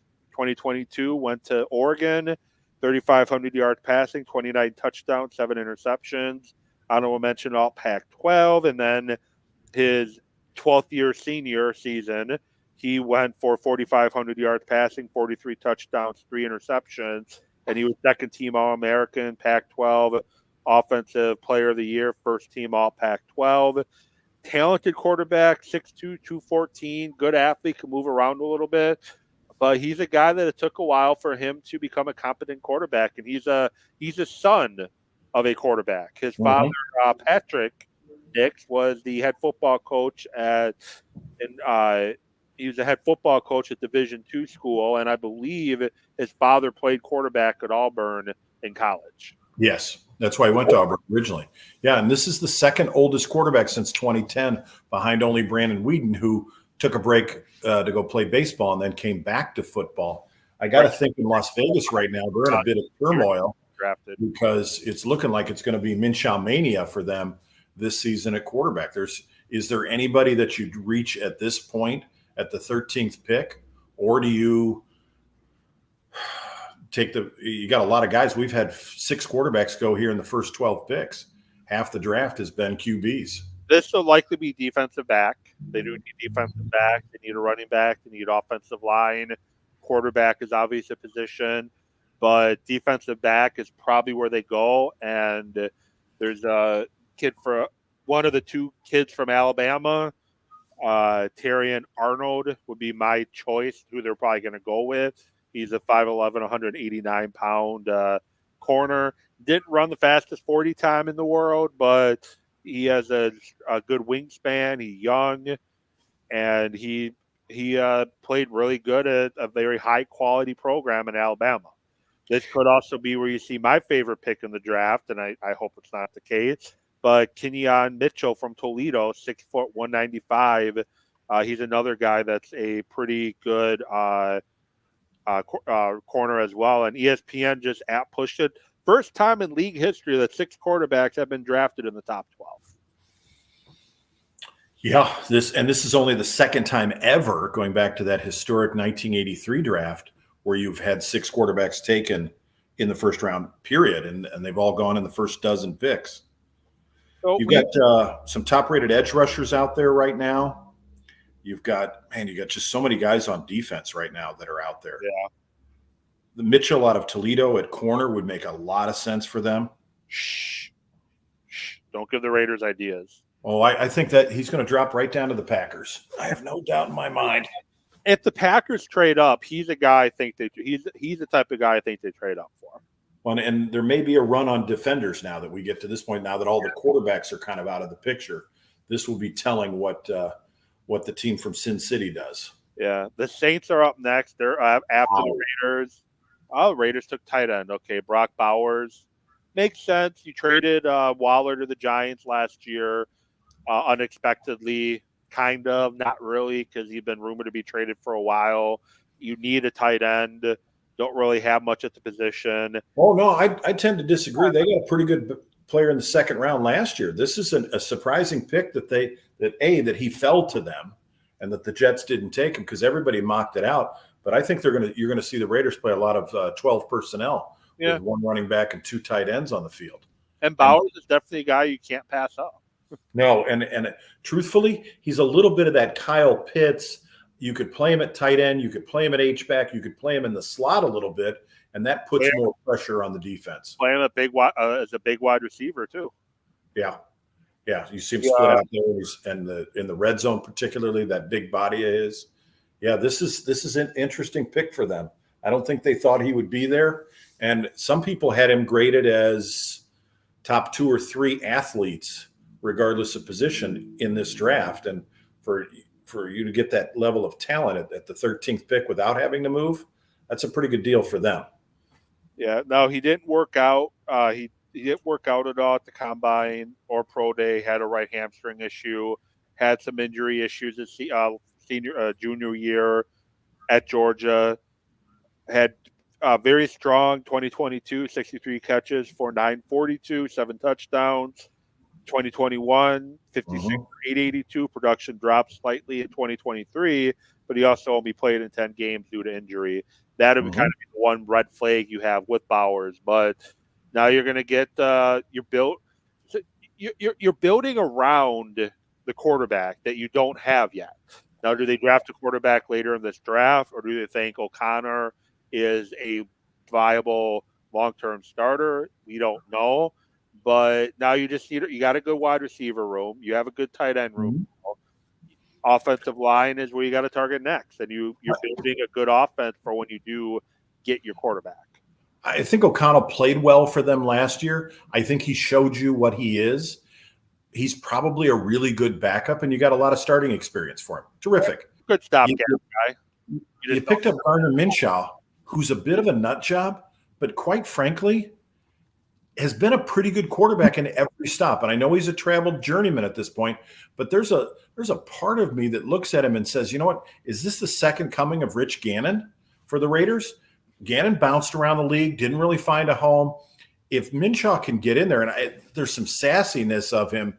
He wore a shirt in the other day mocking on his first visit to the facility, mocking Max Crosby because Max had referred to him with some derogatory term, and he wore a shirt with that emblazoned on it on the way in. I think he's very aware of who he is and his teammates.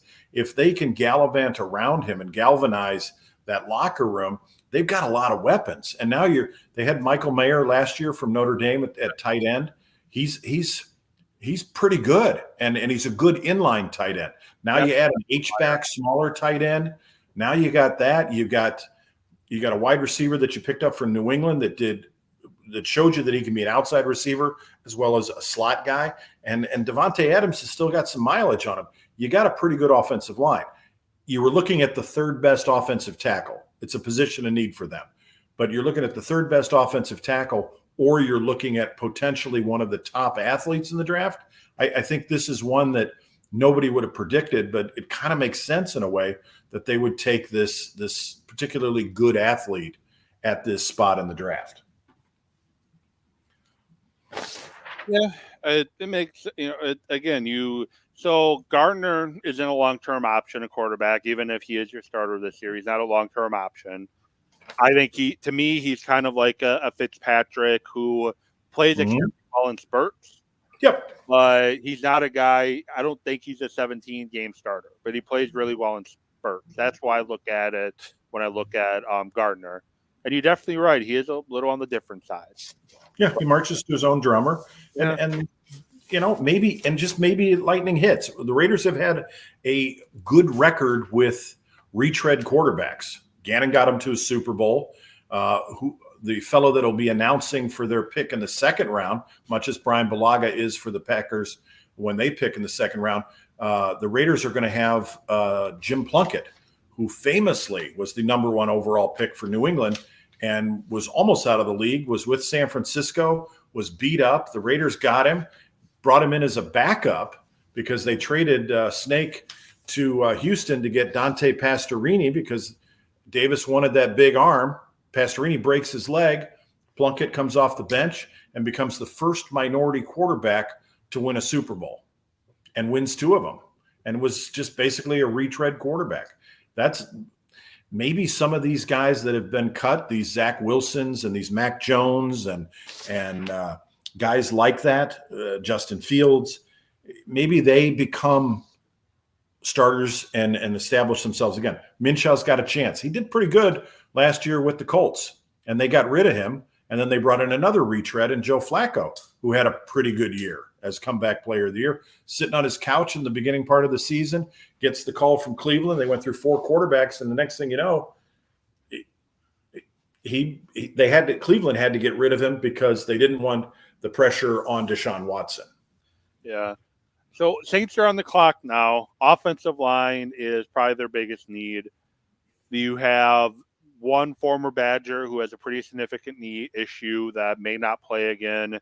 You had a tackle they drafted recently from one of the Dakota schools, has been a bust to this point. Offensive line, probably their biggest need. Could use some more defensive linemen. There's a kid from Texas. Murphy, who's still on the board. Newton from Illinois still on the board. They are a team that's sneakily needs a quarterback. Derek Carr is who they have now, but there's not really a quarterback at this spot that you're even thinking of taking because all your first quarterbacks are gone. Spencer Rattler is more of a 3rd or a 4th round guy. He's another older quarterback. Michael Pratt is one of my favorite prospects in this year's draft from Tulane. And then you got Joe Milton, who's just freaking monster at 6'5", 246 pounds. He's built like your Cam Newton, and he's got a cannon for an arm. He's another round pick that the Saints can maybe look at to groom behind ultimately overrated Derek Carr. I think Derek Carr is one of those quarterbacks that's been traditionally overrated everywhere he goes. Yeah, he's never been a winner. He's never won games, and there have been some games that he's actually lost for them. I think it'll be interesting to see. He's going to change systems again. They're moving away from that Sean Payton system. Pete Carmichael's out as the offensive coordinator. Clint Kubiak, Gary Kubiak's son, is coming in, and he's of that Shanahan-Kubiak tree. His dad was Shanahan's backup he was a backup quarterback under his dad behind John Elway with the Broncos, and he is coached under his dad. Now he was with San Francisco last year. So they're going to bring in, I see a lot more play action passing. Derek Carr's very excited about it and saying all the right words, but I think it'll be a little bit different system. So an offensive lineman here, with as much as they're going to want to run the ball, might be a pick that would make a lot of sense for the Saints. Yeah, they've not done a good job with the offensive line recently. They just haven't. And trying to find one article that I found that kind of talks about the problem the Saints have had. You have, Trevor Penning has been a bust, and you have Ryan Ramczyk, who's had serious knee injury that probably won't allow him to continue his career. Hopefully he can continue his career, but he's definitely one that, unfortunately, he's probably not going to be able to continue his career with that knee. And so it looks like we got a tackle going from Hawaii to the Big Easy. Yep, and he'll be a guard in the NFL more than likely from Oregon State. Mm-hmm. Fuega, I think is how you say it. He's a guy I was pretty high on. If the Packers did go lineman, he's one that I wouldn't mind. The guy to his left looks like, I don't know if you're familiar with WWE, but Rikishi. He looks a little bit like Rikishi. Just a little bit. So he's not a member of the Bloodline, is he? 324 pounds, big fella. Yeah, and they list him at tackle as a prospect, but he's one that they that I've heard is likely going to be more of a guard at the next level. But hey, they need linemen. They need linemen in New Orleans, either O-line or D-line, and they got their O-line, and now we're going to start seeing defenders coming off the board. The Colts need corners. They need wide receivers, and there's not really a wide receiver your take here. And unfortunately for me, I think this is where my wanting Mitchell comes to an end, because I think that's who the Colts are going to end up taking. Yeah, you've got a defensive system there with Gus Bradley that's that old Legion of Boom from Seattle system. So you're looking at a lot of zone coverages there. It's not going to be a press man situation for the Colts. So it does excel in, but if you go best player available, he's the best player available right now. Mm-hmm. And it may be schematic at that point. You mentioned they need some wide receivers. You've got a young quarterback there who got hurt early last year, who I'm not convinced he's going to play at this level. He's a great physical prospect, but he's got 13 games at starting experience in college, and then you threw him in and he can't protect himself. So that'll be interesting to see if he ends up starting the majority of the games or if it's Joe Flacco on a new team doing that. After the Colts, you got the Seahawks. You got a defensive-minded head coach there. You got to think that defense goes there. Cincinnati Bengals, they've got a few disgruntled people. T. Higgins wants out. He wants to be traded now. And you've got their premier edge rusher, and Trey Hendrickson is in the final year of his contract at $15 million, and he wants out. He wants to be traded. So, and the Bengals need offensive line help, as they always seem to need offensive line help, defensive line help, even without their edge guy asking to be traded, and wide receiver, because you lost Boyd. Higgins wants to be traded. Your biggest strength of the team is now turning into a potential liability because all you have is Chase at the wide receiver position potentially after tonight. Yeah, and it's when you've only got one wide receiver, then it becomes really difficult to get him open. You're going to have to be scheming a bunch because he's going to see double coverage every single game. So what we have coming up, as you mentioned, the Colts are up now. We talked about they need Seattle. Defensive backs is a need. Edge rusher is a need. Offensive line is another position they could upgrade on as well. Jacksonville defensive backs are their biggest position in need. Bengals, we talked about. The Rams defensive line with Aaron Donald leaving. That's a good spot for Murphy from Texas right now. Going edge, they lost some edge guys this year. I have defensive line twice for the Rams. Maybe I'm that adamant that the Rams need a defensive lineman. I put them down twice.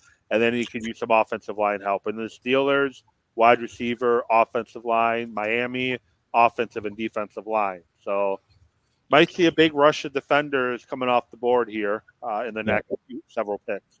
Yeah, we've had, 6 quarterbacks and 3 wide receivers picked already out of the first 14 picks. 6 quarterbacks, 3 wide receivers, a tight end, and now 3 offensive linemen. I'm a little surprised we haven't seen the positions that you traditionally think of as real impact makers. Corner and edge rusher have not come off the board hardly at all. I don't think we've had a defensive lineman come off at all through the first almost half of the draft here. First half of the first round. Going to the defensive side of the ball, I have the beast from the Athletic. Edge position, first round guys, you have Dallas Turner from Alabama, but he's a bit undersized, 6'2", 247. Jared Verse, edge from Florida State, 6'3", 254. Latu from UCLA, 6'4", 259. He's got some neck issues, neck concerns. He actually, I think, missed an entire year of football because he couldn't get medically cleared, then transferred to UCLA, got medically cleared and played. You have Chop Robinson from Penn State. He reminds me a lot of a Rashawn Gary. He's not the size of Gary, not at all at 6'2" and 254. But the reason why he reminds me a little bit of Rashawn Gary is he didn't put up the biggest numbers in college, but he's a guy that could potentially transition and do so in the NFL. Then you got Marshawn Nealand from Western Michigan and Darius Robinson from Missouri as your edge guys that could potentially go at some point coming up, and see who they pick. And then we'll switch to defensive linemen who you mentioned Dallas Turner being undersized. He reminds me a lot of Will Anderson, who went third last year overall to the Texans, and he's only 243. I think we're seeing those lighter edge rushers. We're seeing a return of that, where you've got guys that are in that 240 to 250 range playing on the edge, and not even just the wide 9 techniques, but playing on a 7 technique on the outside, whether you call him an outside linebacker or you call him a defensive end, but playing where they're just putting their hand on the ground or even standing up, just getting after the quarterback. 240 will let you do that now in the NFL. Yeah. But I was just looking at that 6'2", a little shorter than what you traditionally want from your edge guy. Anderson, I want to say, was like 6'4". Yeah, he's a good 6'4" on him. Yeah. You're correct. But Turner, a little bit shorter, and I like Turner. I think he's one like a former Colt player, Dwight Freeney. You look beyond the size and you look at well, they go edge here, but they must have cleared him on the medical. Latua is out of UCLA. Yeah, to me, he was the best edge player out there, but unfortunately for him, his medicals was the biggest question mark with the neck. But obviously, as you mentioned, so the Colts going defensive line keeps my Dream Packer pick alive. On the defensive line, you have Brian Murphy, 6 foot, 297. Very similar to me, not quite Aaron Donald, but if the Rams want to get an Aaron Donald-like player, that'd be perfect for that. Johnny Newton from Illinois, 6'1", 304. He's a sleeper guy, wouldn't mind in Green Bay. For Newton, just go watch Wisconsin and Illinois this past season. Offensively, not saying much about Wisconsin per se, but offensively, Wisconsin could not do anything against Illinois the entire game. Newton was thrown out of the game with the questionable targeting, which most targetings are in college, let's be honest. He gets thrown out of the game with a questionable targeting, and the Badgers drive down the field, come back to win the game. He's that much of a difference maker. And then second round defensive lineman is a name you might recognize. Chris Jenkins, Michigan guy. His father played for Carolina, and his uncle played for the Packers. Yep.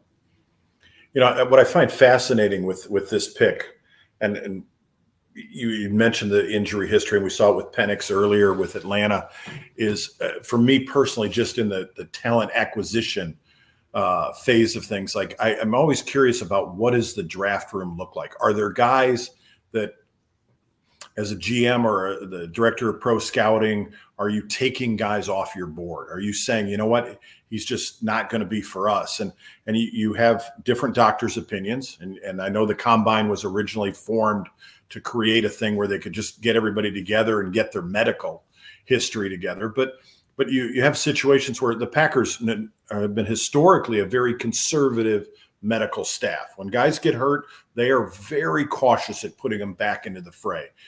Is Latua on 32 draft boards? I don't know. That would fascinate me to understand what goes on behind the scenes, not just with medical, but with character issues as well too, and off the field type situations. Is who gets drafted, who doesn't get drafted, who gets passed over? Because most mocks that I saw did not have this fella as the top edge rusher. It was Dallas Turner from Alabama, and yet he's still on the board here. Yeah, and I think if it wasn't for the medicals for Latu, I think he would have been the top edge player on the board. He, as ESPN did show the graphic, but if you didn't see it, he missed the entire 2020 season because of a neck. In 2021, he was out of football, medically retired, because Washington wouldn't clear him to play, and he had to basically beg crawl for UCLA to clear him, and he ended up with 10.5 sacks his first year at UCLA, no starts. And then 2023, he started 12 games and got 13 sacks. Very good edge guy. 4.3, 4 short shuttles, 4.6, 4.40, 78 wingspan, 32 and 5/8 arms. He's so combine, he weighed in at 259. His pro day, 267. So he's also strong that he can put weight on as well. Yeah, and he'll fit right into that elephant position for the Gus Bradley defense, the same spot that Charles Haley famously played. I mean, he's a good schematic fit for him. I'd also like to mention one of the things that when I think of the medical exams, the Colts famously, a few years back, there was some testing being done, and there was just something on somebody's scan that came up, and it was Marcus Cannon, who would eventually get drafted by the Patriots. He was considered a first-round draft pick as an offensive tackle, and I think he's with the Texans now. But there was something with his scan, and the Colts doctor said, "You know what? I want to run one more test," and they found cancer. And if they hadn't found it, he probably would not be alive today. And it dropped him from the first round to the 6th round. And you talk about somebody being happy at getting drafted in the 6th round. He was like, this is the greatest thing ever. Like, I'm going to live. They found the cancer. They caught it. And it's just 31 doctors had passed on it and said, no big deal. And one doctor said, let's run one more test. And God bless. And what a wonderful thing for that young man to have it caught early on and be able to make recovery. Because you don't think of a 21, 22-year-old being a great risk for cancer, but it happens. And some diligent doctor did his job rather well and caught it. Yeah, and you wouldn't think, 21-year-old athletic prime of his life, you definitely would think. And as you said, it just takes one doctor to catch it. ESPN just also tweeted out at Pushed. The first 14 picks, all offensive players, and that's the record set. Previous mark of most offensive players open a draft was 7 in 2021. So a lot of offensive guys taken in the first 15 picks. 14 of them on the offensive side of the ball. We finally had our first defender taken off the board with the Colts, and now we got Seattle. So we're going to probably see a run of defenders, as we've talked about. Seattle, Jacksonville, Cincinnati, the Rams. They all need help on the defensive side of the football. Yep. Well, you've got a new defensive head coach at Seattle. The Bengals, who knows, they are going to have to, whether they replace Hendrickson this year or next year, they're going to be looking for an edge there as well, too. Rams have lost arguably one of the best defensive tackles to ever play the game, and Errol Donald. So you've got some guys looking for some different things. Is this a time where somebody trades up if they really like somebody? We have not seen defensive backs come off the board, so we may see a run on corners and safeties at this point. Packers are sitting there, and they've got to be feeling good that it was just offense after offense after offense after offense. Yeah, and Seattle, the pick is in, but Seattle is also a team that It was targeted if the Packers were to trade up, it potentially would be with a team like Seattle, because the front office of Seattle is from Green Bay, and they're, I don't know if he's the general manager, but he's basically now with Pete Carroll gone, Schneider is pretty much running the show now. Yeah, I'm not sure if it's a GM title for him, but he's the de facto. He's the executive vice president or something. They just had a graphic showing the start times of NBA games tomorrow, and still shocking that we have a NBA playoff game being played before a lot of us are getting off work. The Bucks and Pacers are tipping off at 4:30. But I do remember once upon a time, Memorial Day, I'm at home from school because we don't have school, watching Eastern Conference championship games in the middle of the day. I think the Bulls played Orlando. I looked it up, but I think, like one of the Bulls championship runs, they played Orlando at like 1:30 in the afternoon for tip-off. Yep. Well, I'll date myself here. I remember a time when you'd be watching the news and the broadcaster would come on and say, we're going to talk about sports for a moment here. So if you want to watch the NBA playoff game, you're going to want to turn your TV off for 2 minutes because it's going to be shown. The NBA finals were shown on tape delay. I want to say it was the mid or later 80s is when they finally stopped. It wasn't that long ago in perspective. And one of the greatest sporting events that I've ever seen in my life was the 1980 Olympic hockey team making their win. That game today would be different with X, Twitter, whatever you want to call it, because that game was shown on tape delay, and we didn't know what the outcome was. Yeah. And to be able to see them beat the USSR team in the semifinals would have been, your phone now, like you said, you got an app push from ESPN. It's not even that you have to go look at something. It's coming directly to us in this information age. Yeah, a little too much information sometimes, to be perfectly honest. And Louis Riddick, he's a guy with ESPN that I really enjoy. He's actually, if you go back and listen to the start of the show and I played my intro, he's the one that said the best time to draft a quarterback is when you don't really need one. Mm-hmm. And that's the Packers took Jordan Love. And it makes sense because you have teams in the draft even this year that keep chasing that quarterback position.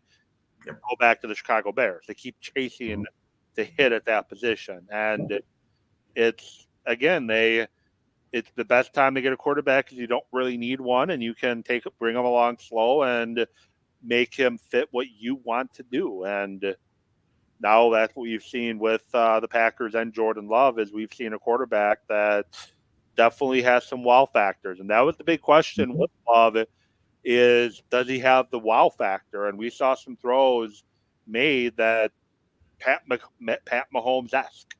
And coming to college, that's what's said about him with some of the things he can do with his arm angles.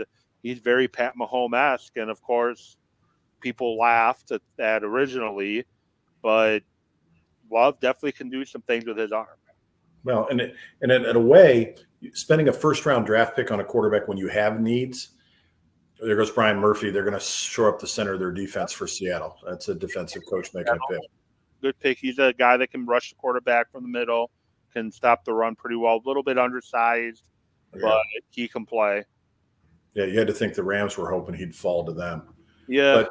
But taking a quarterback in the first round, although it wouldn't seem to make a lot of sense, when you've got a 50% or more miss rate on first-round draft picks across all positions, why not take a stab? If the guy's going to be a bust, why not take a stab on a quarterback? Because I would contend that when you really break down your roster, your backup quarterback's probably in your top 20 most important positions.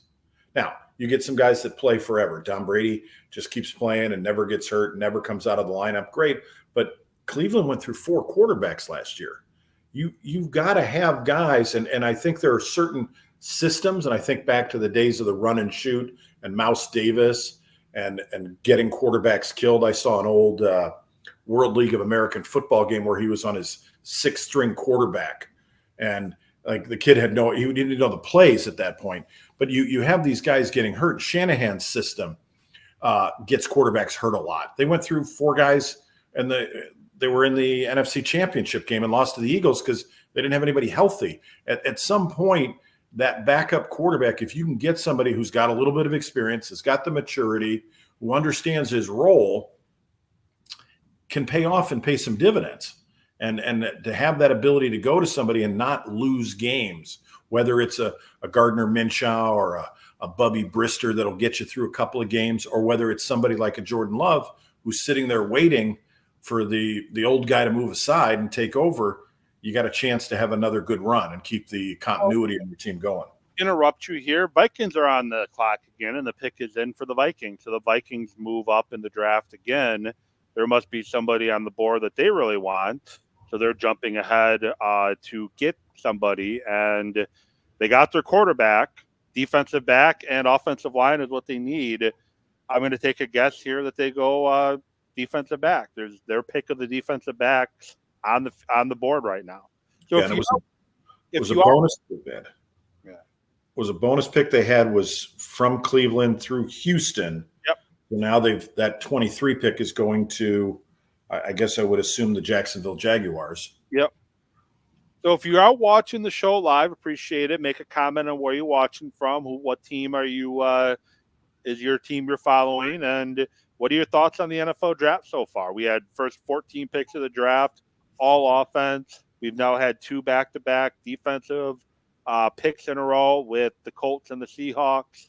Now the Vikings are back on the board, and you got to guess that they're going to be taking defensive back here to shore up that Brian Flores defense in year number 2. And if they take Mitchell, I have another reason to hate the Vikings. Just saying. ESPN's a little confused here. They've got the pick is in for the Vikings, and then yet they're showing Jacksonville as being on the clock. So I think they're adjusting to the rapidness of the trade. But it looks like they made their pick pretty quick here. I don't know who that is. They're showing walking up. I think that's Dallas Turner, the edge rusher from Alabama. Okay. So I'm confused now because they just showed Dallas Turner walking up. They have the Jacksonville graphic up, but they have Minnesota pick is in. Yeah, they dropped that off. I think they got a little confused technically. They're a little glitch in their production values. But yeah, Dallas Turner. All we know is somebody took Dallas Turner. Yeah. That's all we know. Somebody drafted Dallas Turner. Vikings could use some edge rushing help. So this is probably a good pick for them. Yep. He's wearing a Viking cap. Okay, it's either Vikings or Jacksonville took him. One of the two. Well, he's wearing a purple baseball cap, so yeah. I think we know he's headed to the NFC Norris division here. And compliments to the commissioner too. He's doing he had some back surgery just 3 weeks ago. He's doing a wonderful job with his triple tap bro hugs here. Yeah, he's toughened through that in his recovery. I didn't have the sound on when he went to the podium for the first time. I'm assuming you didn't either. But do you think did they boo him again? I didn't hear. I don't understand booing him. The man has 32 bosses, and he manages to keep them all happy, and they make money. So I think when they originally started booing him, there was a reason behind it. I think it was there was a reason why people were mad at him. I can't remember off the top of my head. It might have been Deflategate. It might have been Spygate, whatever. But now I think people do it just for the sake of doing it. I don't think people realize or know why they boo him anymore. He's brought the NFL tons of money, and now we're going to a new country of Brazil. And I guess your thoughts on the Packers and Eagles playing in Brazil this year? I think it's incredible. I think the NFL's got a challenge right now, and I think there's some markets that they would like to go into. But they've got having 32 teams. They've got a nice setup. I think if I were the commissioner and I was able to ask him a question and get an honest answer from him very candidly, I think they would like to play an 18-game schedule. And I think the federal government has gone to him and said, can you push back a week so that the Super Bowl is played on the Sunday of President's Day weekend, because nobody is productive on Mondays in the workforce. So the NFL would like to get to that point. Well, having 40 teams would make a lot of sense. So when you look at where you could go, I think they'd like to go into some markets where they aren't. I think international expansion makes a lot of sense. You got rabid fan bases in Europe, in Germany, in England where they're playing ball. One of the former Racine Raiders players, Jersey Eichhorst, is over there playing British ball now.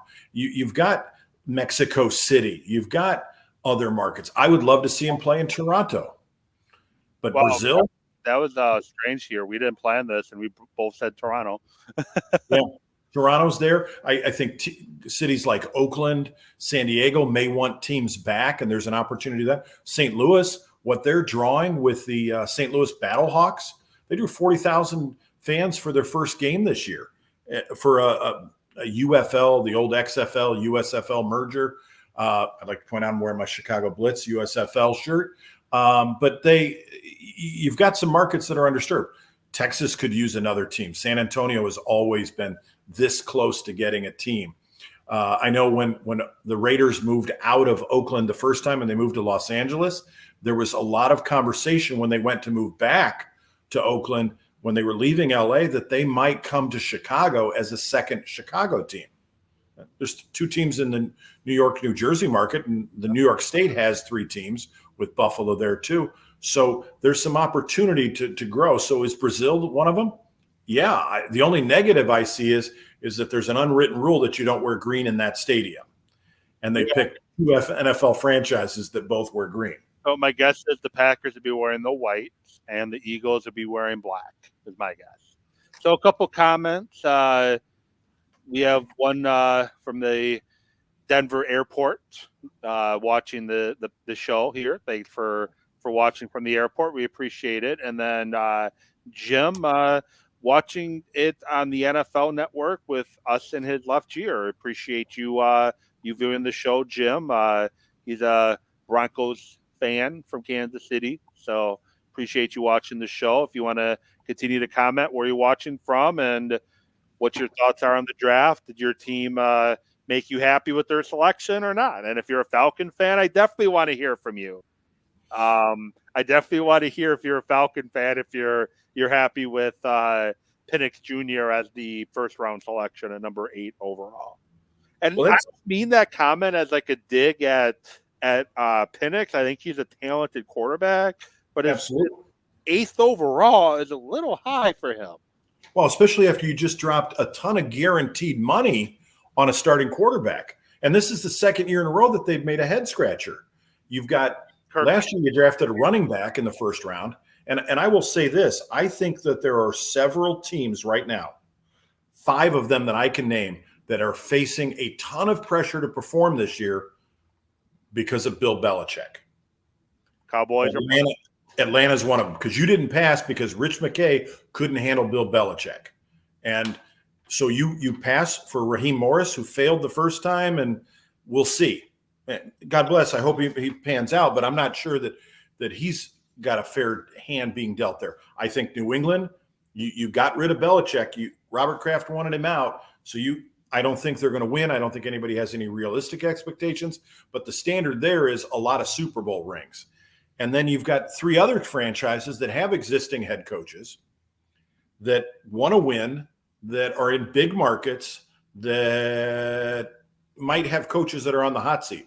Philadelphia, I'm surprised he survived. It's not often, and I know Marty Schottenheimer had it when he went 14-2, and Ron Meyer had it when he was with the Colts some years back, where you replace both coordinators and keep the head coach. Neither one of those lasted for another year. So I wonder, with bringing Kellen Moore as the new OC and bringing Vic Fangio in, does Nick Sirianni last? If they don't win this year and they don't get to the Super Bowl, I think he's out. I think the Giants are a franchise that Belichick has loved for years, and I think he would love to coach there. He's got 2 Super Bowl rings as an assistant there. Maybe they can finally get him. Yeah, and Dable, he could be out. And then the other one is a former Packers coach down in Dallas in Mike McCarthy. His contract's up. I'm very surprised that the Cowboys didn't let go of McCarthy and hire Belichick the second he was available. And I want to go back to, he talked about Raheem Morris. I'm excited and curious to see what Raheem Morris does as a head coach again, because let's be real, he got rushed to the job in Tampa Bay.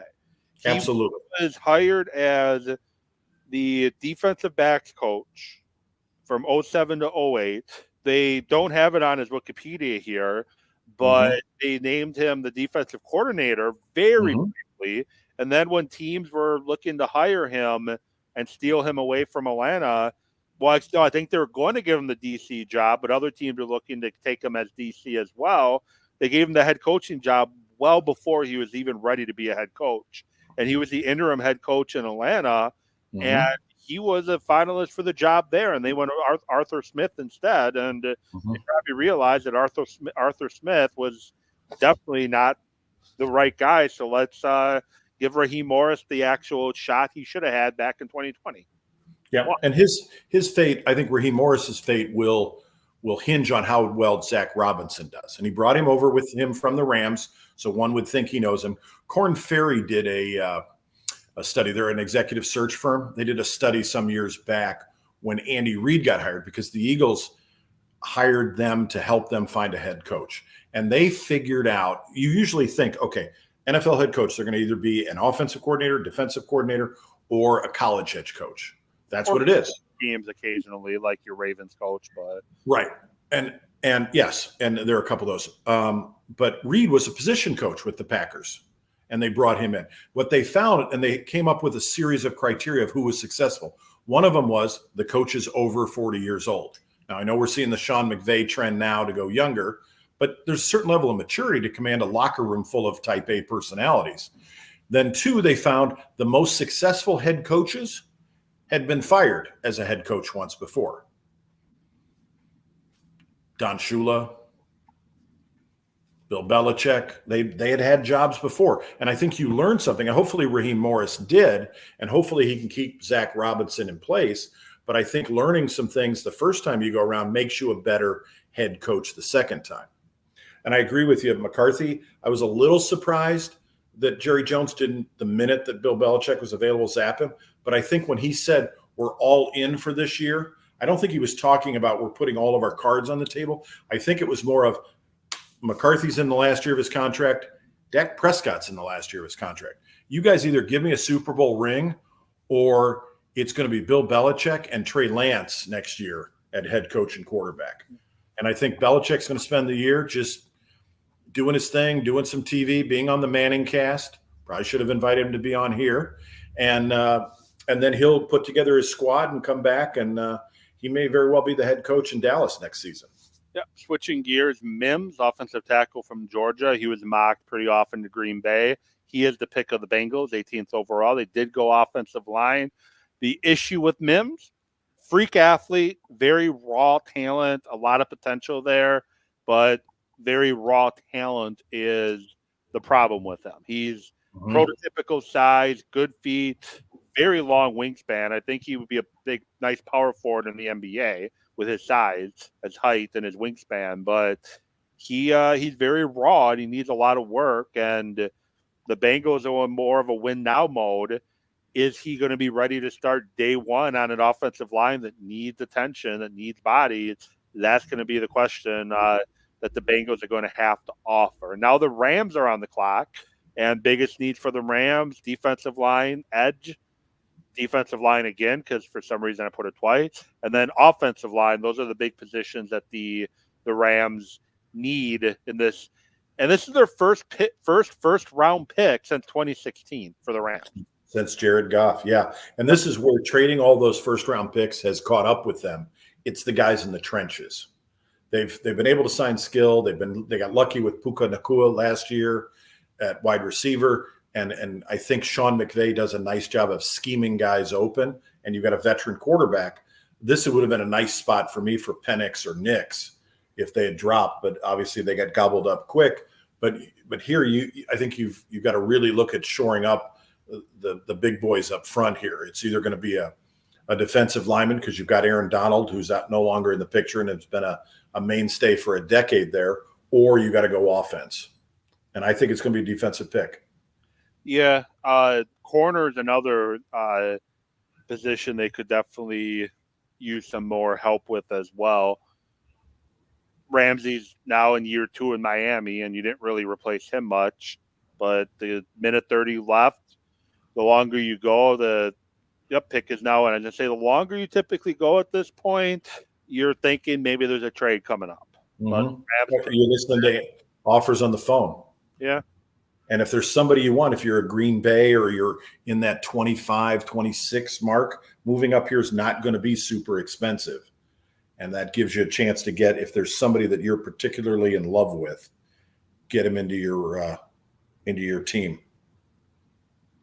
So currently, just to kind of give you an idea where I'm still at with my Packer big board, I put it out on my Substack, Sports Thoughts with Evan, or Sports Thoughts from Evan, and I put them by position. But I started with my big board, and currently all but one of my top 10 who I would like to see in Green Bay is currently still there.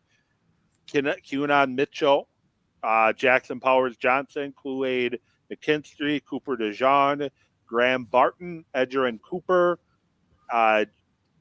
Newton, and Kingsley Sumataria, and Nate Wiggins are all currently still on the board. The only one that's gone is Latu from UCLA. Mm-hmm. Yeah, this is going to be a good draft for the Packers. And quite frankly, you really look at their draft from last year, and boy, did they hit. And I'm not saying it's 1974 with the Pittsburgh Steelers and you drafted 5 Hall of Famers, or even the 1975 draft with the Dallas Cowboys when they had the dirty dozen, as they called them, when they had 12 rookies make the squad when it was a smaller roster. But you look at every draft pick they had, they did well. And many of their players, if you were to redraft it, would be drafted way higher than they were from last year. So they hit, and that just, for a young team, that is so great looking forward into the future. Yeah, and so their biggest positions and needs is you don't have a right guard right now.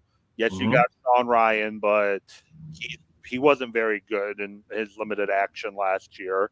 Your center's in the last year of his contract, and you lost your swing tackle. I know they just brought Dillard in to serve as that swing tackle. Jared Versay from Florida State is the Rams pick, so they won edge. Position that they did need. They did lose a couple positions there. He's a guy, I think he went to a smaller college to start off with, transferred to Florida State, played there for 2 years, and really jumped up the draft board clearly this year for Florida State. But there's a couple guys on Florida State, him and the defensive lineman, another guy who I have on my list, Blake Fisher's name. It starts with an F. That's why I got confused there. Braden Fisk is the other guy who I feel, he went to Albany. So 2 guys that went to smaller colleges. Fisk went to one of the 80 million Central Western Michigan schools. He went to Albany, went to Florida State, and they're both going to be drafted relatively high. And as much as there are things about the draft portal that I don't like, the transfer portal in college football, I think for guys that are, and I know it makes it tougher on those smaller schools to keep people, but for a guy that's at an Albany, for a tight end at Central Michigan that J.J. Watt was at one time, to be able to transfer to a bigger school, and when you're obviously didn't get the recognition or the exposure coming out of high school, or you were undersized, or whatever it was that you ended up at a small school, the ability to shift and go to a bigger school. And listen, I don't like a lot of the transfer portal. Kids chasing NIL money. I think it drove Nick Saban out of college football. I think what Colorado's doing will not be sustainable, and it's going to be as bad as John Calipari became with the one and dones at Kentucky, because you're just going to have guys coming and going.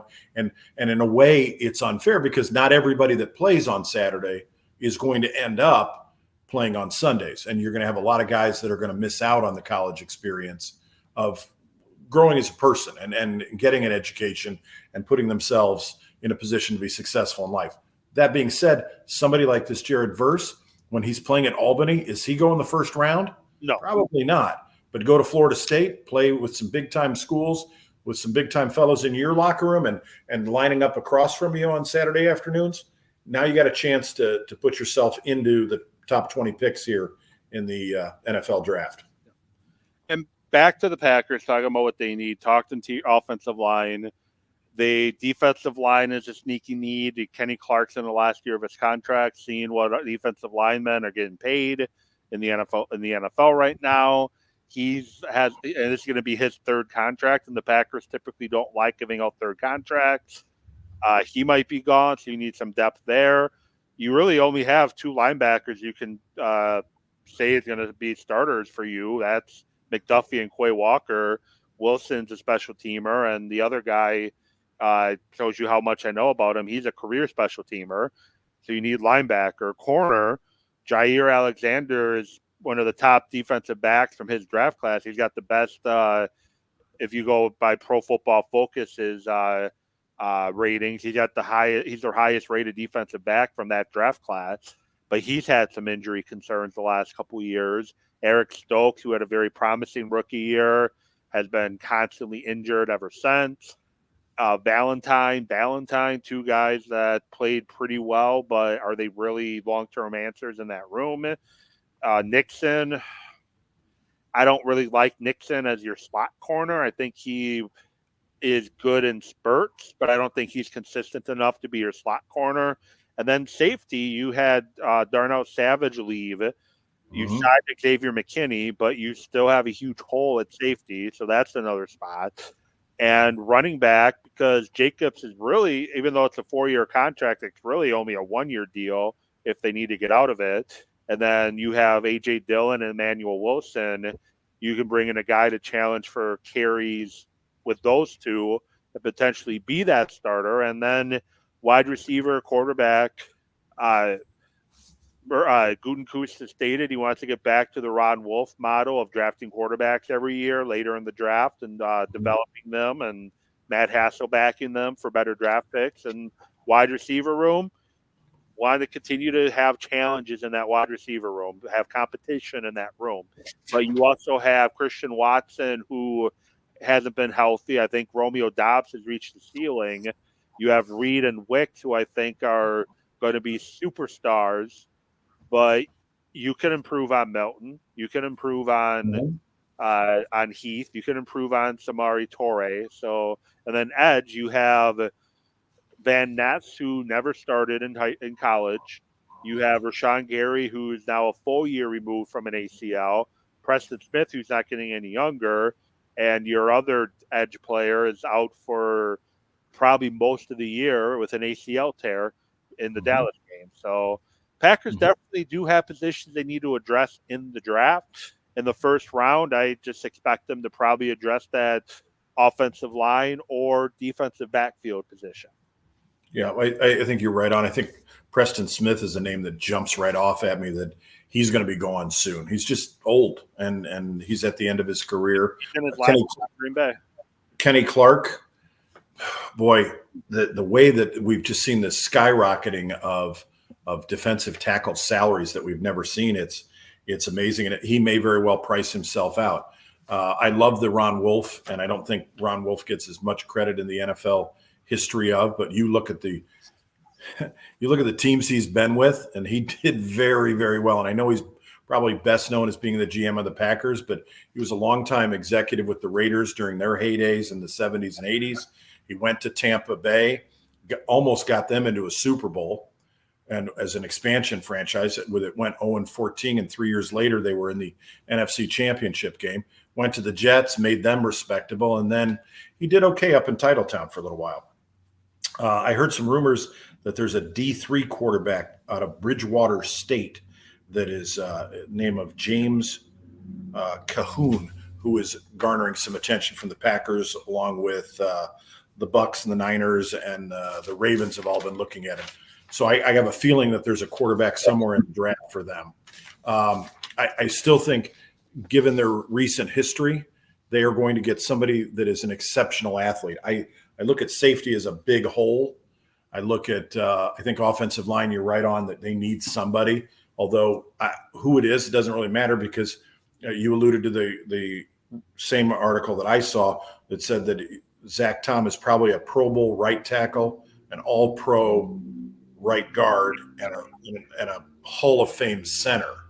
And they're going to need a center. So where he shifts in that versatility, but they're going to need an exceptional athlete, because that's who they always get. And fortunately, a lot of these guys are dropping here on the defensive side of the ball. Yeah, and offensive line, I think you hold off on because you got a guy like a Blake Fisher, tackle from Notre Dame, who you can get later in the draft. Cooper Beebe, who I mentioned, you can get him later in the draft. Zach Frazier from West Virginia, another guy you can get a little bit later in the draft. Kingsley from BYU, again, you can get him in the second round. I think right now you're looking at the draft falling exactly how you want it, kind of unexpectedly. I was thinking you're going to have to trade up to target a who's Pittsburgh taking before I throw out a name. Before I just throw out a name as somebody the Packers might have had to trade up to target. So let's do Pittsburgh picks first.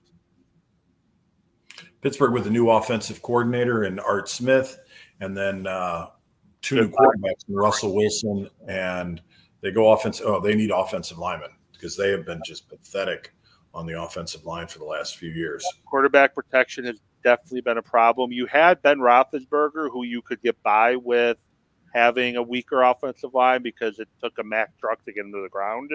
But Kenny Pickett and now Russell Wilson, who's not a spring chicken anymore, and Justin Fields, you're going to have to protect those guys. Troy Batuanu from Washington, guard, is the pick for the Steelers. But Mitchell, who you would have thought you had to trade into the teens if you really wanted him, he's still on the board currently with Miami and Philadelphia, who needs corners ahead of them. Jackson Powers Johnson, Kool-Aid McKinstry, Cooper DeJean. Cooper's one that they were talking recently that you're probably going to have to trade up to get. You have Newton still on the board. So the Packers, if they want to go defense again, they can definitely have their pick on that defensive side. And the Dolphins need offensive and defensive line help. This would be a potential spot for Newton. The Eagles need defensive backs and offensive line. The Cowboys need offensive line, defensive line, wide receiver, and running back. They had a lot of guys leave in a year where they said they were all in, and most of their team left. And those are the teams. And then Jacksonville needs defensive backs. Those are the teams between the current pick and the Packers right now. You got the Dolphins, the Eagles, the Cowboys, and Jacksonville. That's who you got ahead of Green Bay. So you're going to have your pick of a very good football player. Yeah. Who would have thought there'd be no corners off? We're almost 2/3 of the way through the first round here. Dolphins, in my mind, have got to get an edge rusher. They lost. Their season was going great. They were a runaway train, and they lost both of their edge rushers to injury, and their season tanked. Yeah, just tanked from that point on. So if I'm down in South Beach, I'm picking. I'm probably looking at Dallas Turner still on the board. Correct? No, he got taken by Minnesota.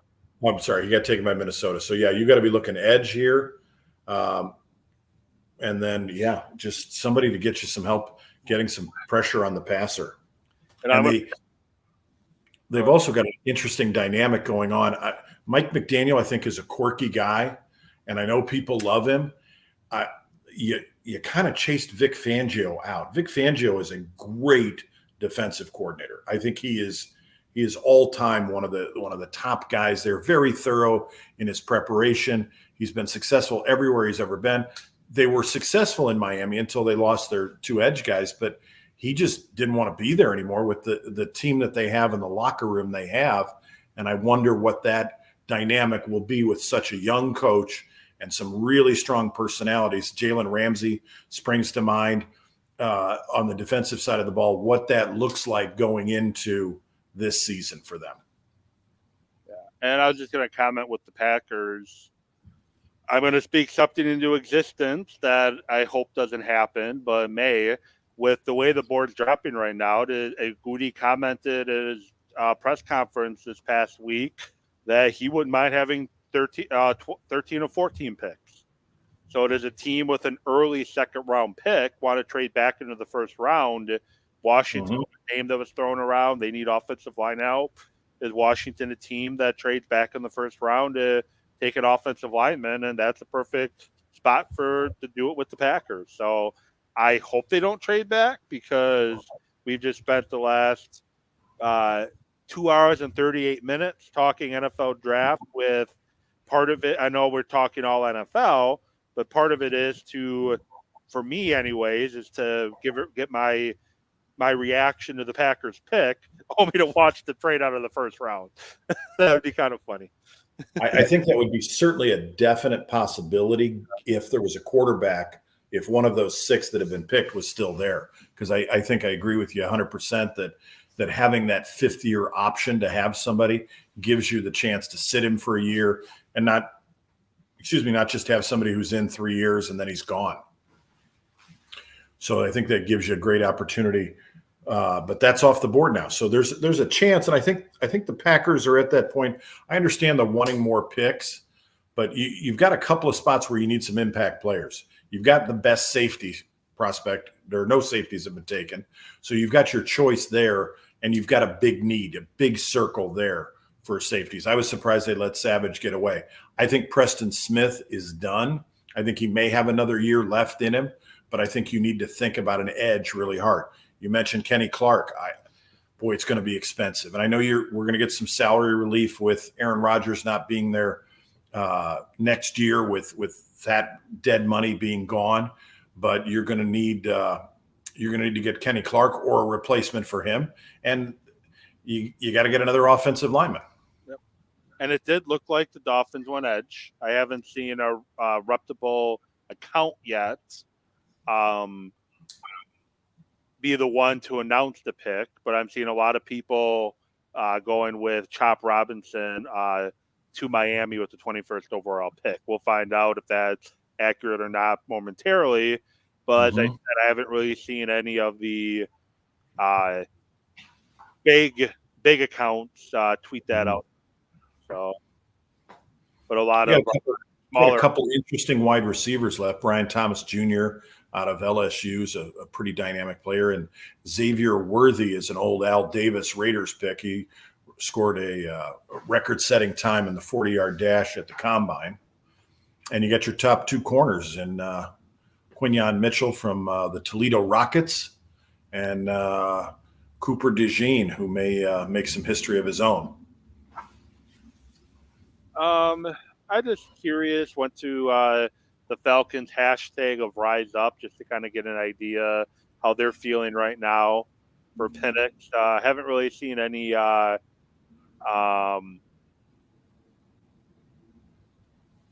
haven't really seen a lot of like super crazy reactions to it, but one guy I want to force myself to like the Penix pick, but I can't. But holy S word, hopefully they draft some good talent in the later rounds. Yeah. The Steelers getting Russell Wilson and then trading for Justin Fields, we thought was the dumbest quarterback situation we would see. But, of course, the Falcons have to one-up everybody in stupidity.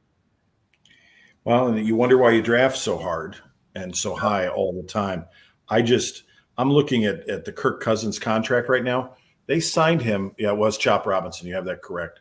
4 years, $180 million. Okay, so that's what the total is. $50 million of it was a signing bonus. $100 million is guaranteed. So what is that? You're going to pay him $100 million for 1 year? No. 2 years? Now you're at $50 million a year. So what are you talking about? That's a 3-year contract at minimum. Talking about Penix being, I think you said, 27? He is 24 years old. So if you go 1, 2, 3 years with Kirk Cousins. Yeah, 27. Well, he'd be 28 the next year. Yeah. I mean, that's insane to try and great. He'll be healed up because he's going to be holding a clipboard for that period of time, but it just doesn't make any sense. I don't understand the Kirk Cousins signing to begin with. And you're not going to be able to trade him with that contract because you'll take an Aaron Rodgers sized, $40 million a year cap hit, and the other team's not going to want him. And then you're also going to have only 2 years of Penix on his rookie deal rather than 3 or 4 years. So Diana Rossini, she tweeted out that the Falcons called Kirk Cousins when they're on the clock to let him know. From what I learned, Cousins understood a quarterback would be considered, but he did not believe his successor would be taken in the first round. I'm told he's a bit stunned. Yeah. Yeah. Well, and you spent all that money. This is another Russell Wilson situation that you're not going to be able to dig yourself out of what the Broncos did. You got $100 million committed to him. He's got to be there for 2.5, 3 years now. Or if at 2 years you eat it, then it's $50 million a year for Kirk Cousins. And let's not forget for a minute, he's not a guy that's gone deep in the playoffs. And he's a guy that's coming off what, an Achilles? Yep, ruptured Achilles. Yeah, that's not exactly where I would be wanting to spend all my money. That, I think, is a bigger shocker for me than – and it's a win now move. It's a Matthew Stafford to the Rams move. And you signed him, you spent all that money, and then, wow, you're just scratching your head and going, I don't get it. Yeah. The Eagles are on the clock now. You got to think defensive back, which they have not taken a defensive back in the first round for quite some time. It's been quite a while, about not quite as long as Packer and wide receiver, but I think it's pretty close. So yeah, and you got a new defensive coordinator there in Vic Fangio that we talked about earlier, who is the cream of the crop when it comes to that. He's a really good coach. Didn't fare well in Denver as the head coach, but he's done very well and been very well respected. He was the D coordinator in San Francisco when Jim Harbaugh took him to the Super Bowl and really had some dominant players there. So you got Eagles, Jacksonville, Dallas, back to back to back. So it'll be defensive back, and then whatever Dallas decides to do. That's my prediction with the next 3 picks coming up. And yes, whatever Dallas defensive back isn't really a prediction, but that's what I'm going to say. I heard Dallas is talking to Ezekiel Elliott this week about coming back, the running back. They need somebody. Yeah, but my 3 favorite defensive backs are still on the board: Mitchell, McKinstry, and DeJohn. But you also still have Arnold from Alabama still on the board as well, and Nate Wiggins from Clemson still on the board as well. So there's a lot of defensive back options for the teams that need defensive backs coming up.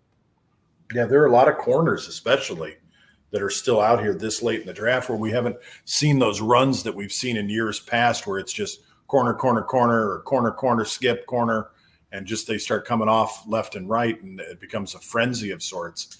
So this could be interesting. And we're getting to the point now, with the exception of Jacksonville, you're talking about playoff teams. You're talking about teams that have gone deep now, and they have less glaring needs at important positions, although they still have needs. And Dallas, I think, needs some offensive players that have their hand in the ground. I think they've got, and they could use a wide receiver at this point too. That they've got, what is it, CD Lamb, and that's about it in that room in the facility. That's Dallas. They lost Tyrone Smith. They lost Tyler, their center, former Badger. Travis Frederick. Badaz. Oh, okay. Yeah, Frederick retired, I think, a little bit ago. But you lost both of them. You're starting center, you're starting left tackle. Protecting the quarterback was quite the issue. And then the other thing Dallas has to remember, too, their stud defensive player, Micah Parsons, are they going to be able to pay Micah Parsons what he wants to get paid? So could he be a A.J. Brown? When I say A.J. Brown, a player that we never saw happening that gets traded out of the blue. Not this year, but maybe next year. They did just recently this week pick up his 5th-year option.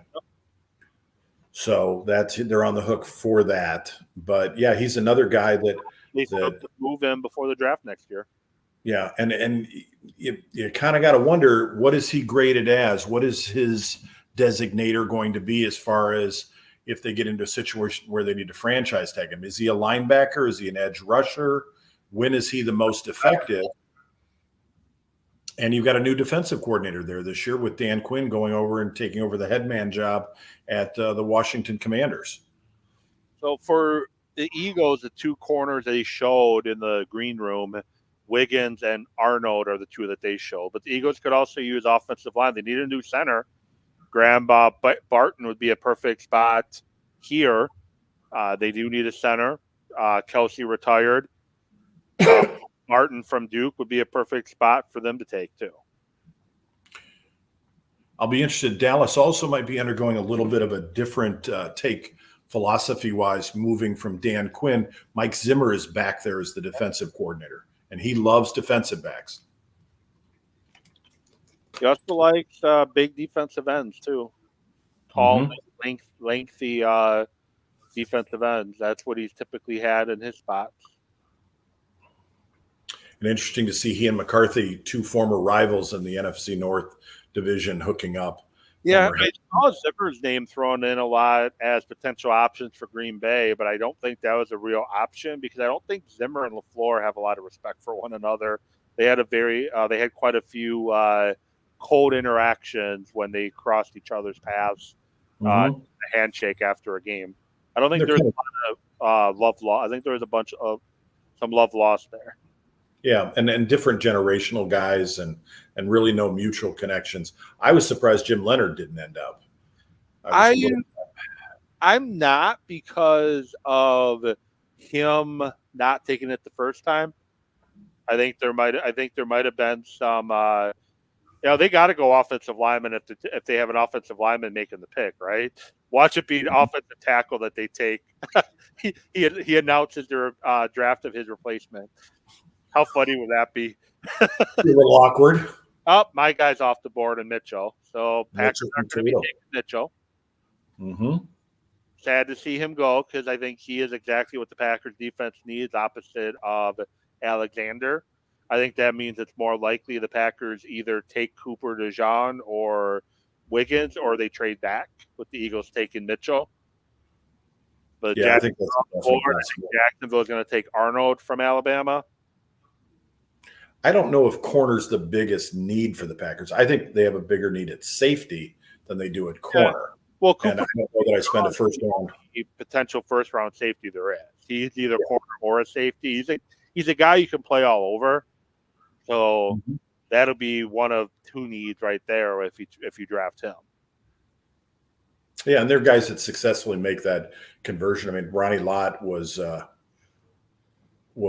safety in college, became a corner in the pros. Roy Butler was a corner in college in his first year in the NFL, and he switched to safety. Now, I wish the Packers could take an Iowa player in the second round, though, because the Packer legend announcing the second round picks is Brian Bulaga, and it would be kind of funny to watch him announce a guy from Iowa, because that was Brian Bulaga, Iowa was the funny gif and stuff that went around every Sunday night. There's a 2-minute video clip I saw on Twitter that was just Brian Bulaga saying Brian Bulaga, Iowa for 2 minutes straight. Oh, goodness gracious. Nothing quite like the introductions on Monday Night Football. When you're showing right now is what I like about Mitchell. He's going up against a guy like Harrison, and he's the best player on the field. I know he's Toledo. You look at the small school, Toledo, there's no chance he's going to be able to carry that over an NFL career. But when you draft a player from the MAC conference, it's got to be someone in the first round, especially. It's got to be someone that was the best player on the field week in, week out. And that's what he was at Toledo, even when they played Ohio State. He was the best player on that field going up against Marvin Harrison, the number 4th pick in this draft. And that's what I liked about him. At the Senior Bowl, he's going up against top talents at the Senior Bowl. He was one of the best players at the Senior Bowl. So the Eagles are getting a hell of a football player in Mitchell. Yeah, and with Fangio coaching him, he's going to be phenomenal. Yeah, I agree with you. Those Senior Bowl moments, that for those kids that aren't playing it in the SEC, that he has a chance to get on the field and really show that he can compete. And a lot of times you see him get drafted by the franchises that are there coaching the two squads because they get to see him a lot in practice. And you're right, going up against Ohio State, having that on the schedule for Toledo is a wonderful opportunity for somebody that just maybe they were a little small, maybe they were a little slow, maybe they were playing at a small competition in high school, but to get the chance to go against the big boys and show that you can go toe-to-toe, particularly at a position like corner where you're kind of on an island a lot of the time. And you're out there on your own, and it's mano-a-mano, much like an offensive lineman, defensive lineman matchup. You're getting a chance to see who really wants to compete. And I also think at a Senior Bowl, even with the drills that are done, you get to see what kind of competitor are they? What kind of work ethic do they have? What kind of aggressiveness do they have where they are going to be the alpha in the pick of the litter? And if I'm drafting a guy in the first round, I kind of want somebody that's got that sort of mindset that says, yeah, I'm the best there is, and I'm going to play like that for you. Yep, and that's, to me, what Mitchell was. And the reason why I thought he was a fit to the Packers, too, if he was still on the board, the Packers like drafting guys from the Senior Bowl. Christian Watson, Senior Bowl participant. They like drafting guys from the Senior Bowl. Smaller school again with Watson. Yeah, he was North Dakota State, right? Yep. Yeah, what we used to call 1AA. Yeah, I still call it 1AA. I haven't switched over yet. So Jacksonville is on the clock. Pick is in. My guess is going to be Arnold from Alabama, but Wiggins, DeJean, two options here for Jacksonville as well. They don't really have a ton of huge that you're going to point to and say needs, except for that corner position, because they don't really have much there. And I got to scroll back up because I forgot Jacksonville made the trade.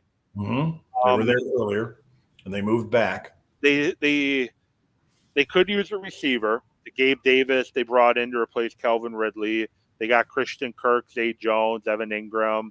They could use another pass catcher, I feel. They got Mitch Morris at center and a pretty good offensive line. They have the other Josh Allen, and Eric Armstead to go along with former number 1 overall pick, Travion Walker. So it just makes sense that defensive back is really what they need. And you have all but one of the top defensive backs on the board, still on the board.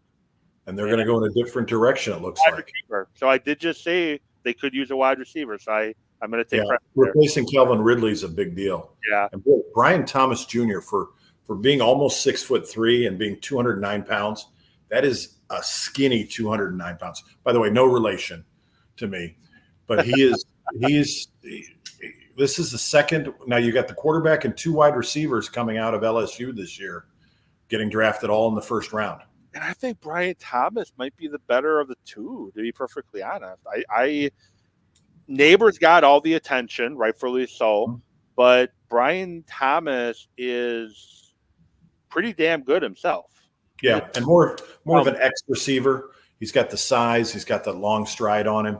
He's got the wingspan, whereas Neighbors is hard to say. A guy 200 pounds is slender, but he's 200 pounds. He's going to have to work hard to maintain that and to possibly add 5 or 10 pounds just to keep himself able to play with bigger defensive backs. But he goes to join Trevor Lawrence at quarterback. This is going to be a make or break year for Trevor Lawrence because Jacksonville has to decide if they're going to pay him some top dollar. They're not the only team that has to decide quarterback money, but Jacksonville has to decide if they're going to pay Trevor Lawrence a second contract or not. And they're starting to run out of time. I know it sounds stupid because he's the former number 1 overall pick. Of course they're going to pay him top dollar contract, but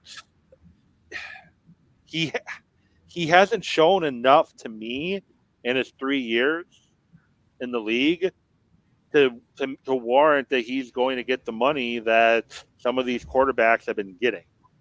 No, and that quarterback draft class is going to go down as a bad one. Like everybody else, all 4 other quarterbacks that were in that draft class in 2021 are no longer with the team that drafted them. And one of them is sitting next to him in the locker room in Mac Jones. And Mac Jones has been a good backup at times. He sat in Alabama's room where there were 2 starting quarterbacks in the NFLs with Tua and with Jalen Hurts. And then he managed to do well for himself. So was that a hedging of the bet to bring Mac Jones in there? Get a year to rehab him, work on his mechanics, get him some good coaching, and then turn him loose? It's a possibility. But the big thing Trevor Lawrence needs to do, cut back on the interceptions. His second year, first year under Peterson, he had a good year, protected the football, only had 8 interceptions, 25 touchdowns. Last year, he had 21 touchdowns to 14 interceptions. He had 17 interceptions his rookie year, which, again, and you had Urban Meyer, a quarterback.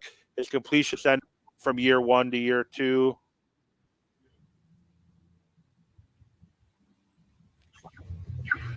I disappeared for a minute. I don't know if you stopped hearing me. Froze for just a second. Yeah, you disappeared for a minute. Yeah, you froze for just a sec. Dallas is now just under 3 minutes on the clock.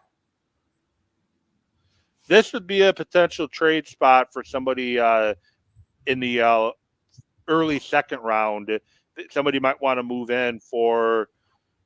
Because Washington, I don't think Washington and Dallas trade, but Washington might want to jump up for an offensive lineman. This is where you potentially might see a team jump in from the second round.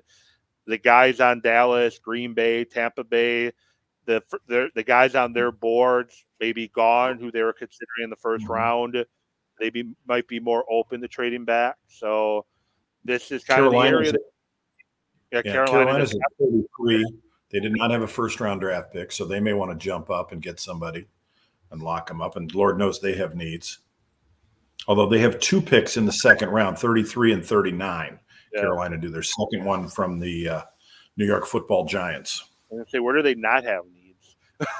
They have needs a lot of places. Well, and they drafted the slight build, the being under 180 pounds for Bryce Young, and the fact that he's about 5'10", and I know there are short quarterbacks out there, and I know Russell Wilson is one of them that people want to constantly refer to, but Russell Wilson is a lot bigger than Bryce Young is, and quite frankly, Russell Wilson struggles to throw from inside the pocket with throwing lanes being that short. Murray was another one that they kept comparing last year to Bryce Young, but again, Kyler Murray is much bigger than Bryce Young. Like he is, and he struggled inside the pocket. Yeah.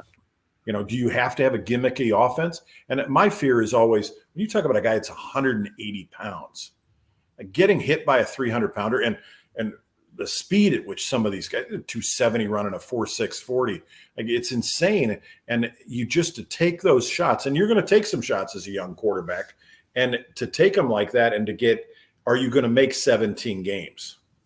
That's where it gets really, really hard. And you look at Anthony Richardson last year, who's a big guy. He's close to 250, didn't understand how to protect himself. And you're going to get guys knocked out. And that's where I think the smallness really factors into it. I think Dallas made one of the smartest moves I've seen in a long time. Their pick is in now. But I think signing Trey Lance, I think, gave them the hedging of the bet in case – they need to move on from Dakota Prescott after this season.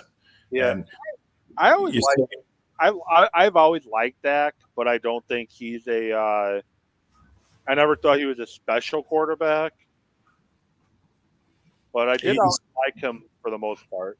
He's Tony Romo all over again. He's just not going to win you. You want to win a Super Bowl, you're not going to win it with Dak Prescott. He reminds me a lot of Donovan McNabb in that way. I just don't see it. And yes, he's the Dallas Cowboys quarterback, and that's kind of one of the marquee positions in sports. I haven't seen it. And I think Trey Lance, the upside on him, the potential, the physical gifts that he has, I know he's got a long way to go, but he could very well be the replacement for Dak Prescott. Well, Detroit trades with Dallas, and Detroit might just piss a lot of Packer fans off here because there's the talk Barton's one of the guys I saw as a possibility. Cooper DeJean is a guy I've seen as a possibility for Detroit, and the pick's already in for Detroit. So they might knew who they wanted. A lot of Packers. 29. Now, I had heard rumors they were looking to trade back, so that might have been a smokescreen. There was somebody they wanted, and if it fell to them, they now are jumping on it. There's somebody they want that they think Green Bay is going to take. Mm-hmm. Yeah, this is I'm going to prevent my division rival from grabbing what I want at 24. Yep. And Dallas moves down a little bit. Dallas picks up some other capital. Dallas has got a bunch of needs, particularly in spots where lower round draft picks can help you out. Yeah, and bless them. They're Packer fans are great. Bless them. I'm a Packer fan, but I'm seeing a lot on Twitter now talking about the Falcons drafting Michael Penix Jr., comparing them to following the Packers model of having drafting a quarterback when you have a veteran quarterback in your roster and allow him to sit for a couple years and whatnot. The difference between Jordan Love and Michael Penix Jr. is Jordan Love was, 21 when he was drafted? 21. 3 years younger. A young 21. And the Falcons are drafting a quarterback who's going to be 27 or 28 by the time he's a starting quarterback if he ever gets the opportunity in this league. Can't compare the two. No, it's not. And you had a quarterback for Green Bay, and you signed the quarterback for the Falcons who's been injured significantly. Yeah, and they a year or two, like 2 years prior, they just gave Rodgers a new contract. But again, he's 21. They figure they have Rodgers for another season or two. Mm-hmm. You're also looking at, you don't know if you're even going to have a season in 2020 at that point during the draft. Because during the draft of 2020, everything was, all these teams were sitting in their home. Remember the picture of the video of Bill Belichick dog sitting in front of his computer that made the round on ESPN. And of course, you're going to take a guy like him because, hey, we may lose a year of Aaron Rodgers' career because we might not have a season in 2020. Now, well, there's another way to look at it. Rodgers bounced back with back-to-back MVP seasons. He did. And maybe that motivated Rodgers. Yeah. But also, if you want to compare the two, if you're comparing Jordan Love to Michael Penix Jr., Jordan Love's 25. Yeah. Michael Penix Jr. is 24. That's 27, 28, depending on when his birthday is, if he gets a chance to start. Yeah. It's just that's crazy to have all of those things working against you at the same time. And you're still on the hook for $100 million in guaranteed money going to Kirk Cousins, who, quite frankly, hasn't really been a playoff quarterback. Nope. He's good. He's okay. But there's nothing there that you go, oof, man, that's special. That's something there that I'm down by 4 with a minute and 30 on the clock and 1 timeout, and I think this guy can bring us back. It's just not him. Yeah, Cousins he doesn't win when it counts. I know there's a stat out there that shows him, in games of primetime games, and it's not good. Not good at all. And on the road, and he's not it. So if it's 12 o'clock in the afternoon, home or away, he's going to give you a nice game. If it's Sunday night football, Monday night football against a top team, home or away, he's going to likely crap the bed. Well, they went a corner again to Detroit. They must have thought Green Bay wanted him, and that's why they jumped up to get it. Who they end up taking, I'm a little bit behind. Terrion Arnold from Alabama, corner. So Arnold is the pick, and the Packers, if they want to pick here at 25, sorry, Packer fans watching or listening, if they want to pick at 25, they have their pick of who they want, or they can always trade back a few picks and likely still have the pick of who they want. Because after Green Bay, you got Tampa Bay. Tampa Bay offensive line is their biggest need. Linebacker as well. You got Buffalo, who needs a wide receiver. So that makes sense that Jacksonville took a wide receiver because you knew Buffalo was going to take a wide receiver. You then have what Detroit already took. You have Baltimore, who needs edge, defensive back positions. 49ers need offensive line and possibly a wide receiver, depending on if they trade one of their two tonight. Kansas City needs offensive line, defensive back, and offensive line, defensive line, and defensive back. And then you still have Carolina, who could trade up, who needs wide receivers. They need defensive line. They need defensive backs. They need a lot. And then the Texans could use defensive linemen or another wide receiver. Because, as you mentioned, you only have Diggs for a year. Roughly. Yeah, it's essentially a 1 year prove-it deal for him. They can get out of that very easily and not hurt themselves on the cap, which is, quite frankly, if I was signing Stephon Diggs, I would want to do that because I don't trust him to not be a malcontent.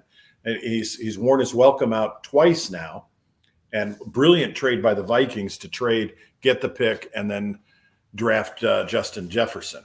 Well, and the funny thing is, and here's what's funny: the pick.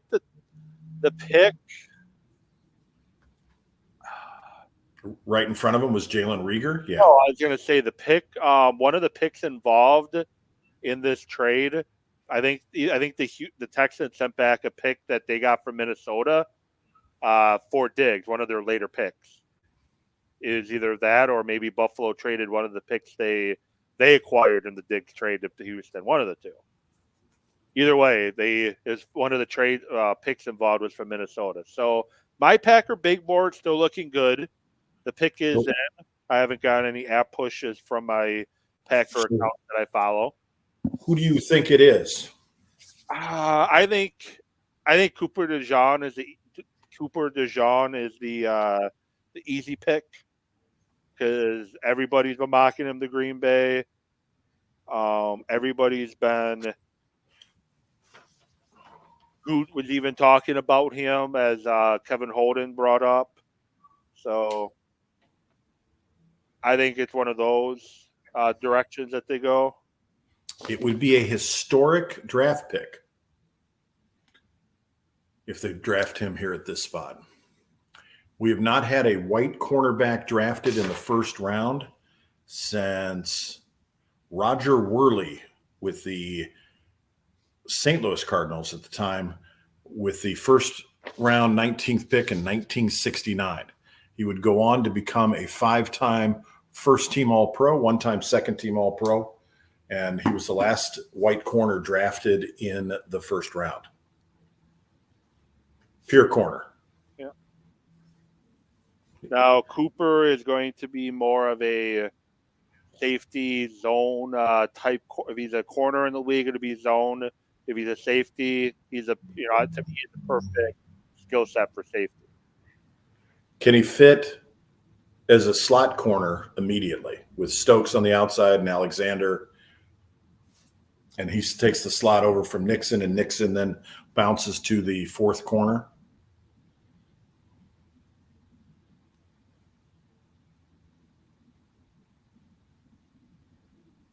Let's see how big. I want to get his stats in front of me in terms of his size. So who are you asking about? Can he play slot corner to begin his career? And then you have Stokes and Jair Alexander. Would that give them 3 corners from Iowa? Alexander's from Iowa. Stokes is from Iowa. No, Stokes is from Georgia. Alexander's from Louisville. It'll be back-to-back years to take an Iowa player in the first round if that's who they take. Yeah, Cooper DeJean, he's 6'1", 203. That's certainly big enough to play safety. Ran a 4.5, I believe. So he's got the speed to play either spot. I think safety is the number one need for the Packers right now. From a need standpoint, I think you've got defensive tackle, offensive line, and maybe an edge rusher as potential needs down the road. It was nice to see Detroit make a pick in the first round with the draft being in Detroit, as opposed to them trading out, which was rumored to be if they didn't find somebody they liked. Yeah, I could just picture Goody doing that next year. The draft's in Green Bay, and they get to the Packers pick at 28, 29, or hopefully 32, and he trades back. Yeah. So the pick would be nice if they were drafting 32nd next year. Yeah, it would be definitely very nice. I would enjoy that. And I think the Packers are close. I think Jordan Love has shown enough that he is an NFL starting quarterback in this league, which I think he showed before this year that he could be a starting quarterback in this league. If you look at some of the starting quarterbacks in the NFL, he's definitely better than a good chunk of them. Let's be honest. I think he also shown that he's a dependable quarterback. He's going to play within the offense. He's going to run the plays you want to run, unlike the guy who was here before who didn't want to run the plays that LaFleur wanted to run, especially if it involved handing the ball off to Aaron Jones or A.J. Dillon, especially in the red zone by the goal line. And then you have a very young wide receiver room that is potentially only going to get better. I think the Packers are close to being a Super Bowl contending team. I'm curious. I'm still shocked that they get rid of Aaron Jones. I don't know that Josh Jacobs is that much of an upgrade. Little surprised on the pick here. Jordan Morgan, an offensive tackle out of Arizona. So I was wrong. I didn't think they're going to take an offensive lineman, but I'm wrong. Surprise, surprise, I'm sure. But they took offensive linemen out of Arizona, and not really, like with look at the reaction from the Packer fan. He's stunned. He's 6'5", 325 pounds. That's about where they go. He is only 22 years old. They usually want 22 or younger. Yeah. And I would assume that he is exceptional athletically. And he's probably a guy that can kick in the guard. As you know, the Packers like versatility. His relative athletic score was a 9.24, putting him in the 92nd percentile of offensive tackles who have ever taken part in pre-draft testing. And as I said, I'm sure he's a guy that could potentially move in the guard. Is he the guy I would have taken? No. But that's who the Packers took. Yeah, they love that relative athletic score. They have a number of guys that they have picked that are – I don't know if they've ever picked anybody that isn't a high 8 or a 9 since that score's come out in the first round. No, they usually take higher relative athletic scores. I'm not going to sit here and say they draft based off of relative athletic scores. I'm sure they have their own system that is similar to it, but they do tend to take players that are high 8s and 9s when they are taking guys. And it's another potential to me. So I'm on Cheesehead TV. They did a bio on him. He started just 4 games across his first 2 years. He earned the starting left tackle job ahead of the 2021 season, starting for the next 3 seasons. He was named first team All Pac-12, honorable mention by the Pac-12 after the 2022 campaign. He debated entering the draft last year, but decided to return to Arizona for his senior year, and he's a first team All Pac-12 honors for the 2023 season. From a physical makeup standpoint, he has the tools to be successful to the next level with his measurements. While his measurements are not overwhelming on paper, he's well built and has a thick frame, things typically the Packers like. In pass pro, the functional strength allows Morgan to hold his ground effectively and stay firm versus power rushers. Strong hands and is able to land them under an opponent's shoulders. Weaknesses they have. Despite his good functional strength, there are still times when he can be susceptible to the bull rush and gives up too much ground. Washington's Braylon Trice gave him a tough time in 2023. At 6'5", he's on the shorter end for an offensive tackle. He also has shorter arms, apparently. The more guard length than tackle length. He's not a mauler in the run game. He gets the job done just fine, but is not a difference maker. In pass protection, he can overset at times and be vulnerable to inside moves. So, not the move I would have made. He wasn't high on my list. I know my list doesn't matter, but no, he was only the 8th ranked tackle on a lot of mocks that I saw. Yeah. He offensive lineman wise that were still around who I like: Jackson Powers Johnson, Graham Barton, Kingsley from BYU. Those are guys I like better. I don't even have them on my list of offensive linemen I like. And I didn't do tackle guard. I just did offensive linemen I like. And I even have them on my list. So. Yeah, I'm pulling up a list from Bleacher Report, and they had him ranked 8th, behind Barton, behind Guyton, behind Mims from Georgia. I think he's still out there. No, Mims got drafted by Mims got picked. All right. So, yeah, he was top 10, but I don't think that would have been. But there must be something athletically that they liked about him. And he is on the younger side. He's a 22-year-old, so that kind of fits with where they don't draft guys under 6'4".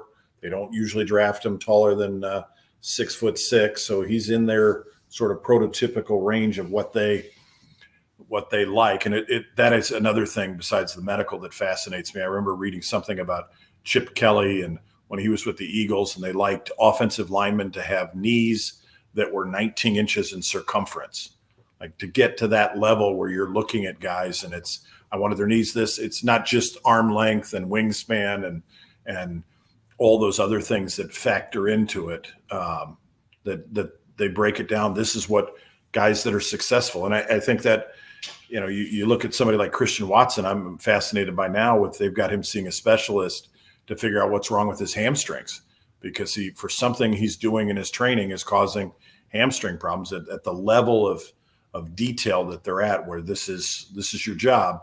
You got to perform. Yeah, and just looking at some of the Twitter reaction, why I'm done. Jordan Morgan, Packers, 37 starts at left tackle, great run blocker, can pull, reach, fantastic leader. I don't dislike this. Shore up that offensive line around our franchise quarterback. Cooper was right there. Cooper Dijon was right there. Why? Not sexy, but necessary. No Dijon, thank God. Goots. 2 second-round picks, and he drafted 40th ranked player in the first. And here's the thing the fans got to remember. The 40th ranked player on the board, the big board, whatever, okay? The thing is, you got to remember with these big boards that Mel Kiper Jr. and all these other draft pundits put out, that's their opinion. Mm-hmm. The people in the room, your Goody, your GMs of whatever team, they have their own big board on who they feel who could potentially be around at 25 or whatever they're picking, who they value as a first round option. The Packers really had him higher on their list than other publications and pundits did. Barton comes off at center right here from Duke for the Buccaneers. Yeah, I agree with you. And I also think there are guys that get excluded from some people's boards. I think there are certain things that certain teams value more than others. I saw somebody, I think it was Julian Edelman was talking about it. It was somebody talking about when you have a great player, and they said there was some player somebody was looking at, and he was an amazing wide receiver, and he was the kind of guy that could go out and party till 4 a.m, get up the next day and go for 170 yards on 8 catches and 2 touchdowns. And that's great. But the problem was he was the type of person that would take the other receivers out with him, and they would just play terrible the next day. And it's looking for that guy that's not the number 1, not the 2, 3, 4, 5, but getting that 6th guy, the one that says, hey, dudes, we got to go back to the hotel. We need to get some sleep. We need to play good tomorrow. And having some of that leadership, certain positions, it's more important. I want a quarterback to be a leader. I need a quarterback that's going to be not only a leader, but also the face of my franchise. A center on the offensive line, probably a little bit more cerebral than a defensive tackle. And nothing against defensive tackles, but he's making the calls on the offensive line. Or maybe he's not. Maybe the quarterback is. Or, all those things. What's important in your system? There was a time when somebody asked Belichick about playing the 3-4, and he said, well, we're one of only 2 teams. At the time, they were playing the 3-4 in New England, and Pittsburgh was playing the 3-4. And he said, when you're one of only 2 teams playing the 3-4, you can find a lot of guys to play nose guard. And it was like, oh, yeah, you're looking for the outlier. If you're looking for things that other people aren't looking for, then you have the advantage of doing that. And that gives you the advantage of not having to pay attention to Mel Kiper's big board. Looks like Darius Robinson has gone an edge rusher for the Cardinals. I just got a text from our good friend Don Wadowitz. Message came for us. Falcons GM getting fired. Probably, I think it probably had to do with the Penix. Cousins not knowing that they're going to draft a successor right there. Well, and you get some pressure. You just passed up on a 6-time Super Bowl winning head coach, and you guys thought you knew better, so you're going to have to do something in the next few years in a division that's ripe for the taking. It's a division that 10-7 will win you, and they're going to have to dominate that, or else you're going to have a lot of people questioning why you didn't pick somebody up. Yeah, according to Pro Football Focus, the Jordan Morgan since 2022. Morgan since 2022, he 880 pass blocking snaps, 31 quarterback pressures allowed, 3 sacks allowed. So again, I don't love the pick. I'm not going to pretend I love the pick. I think they could have went a different direction, but he fits what the Packers tend to like to do at the position. I have Tyler Peters. Perfectly fine with it. I was actually hoping O-line to protect Love and open holes for Jacobs.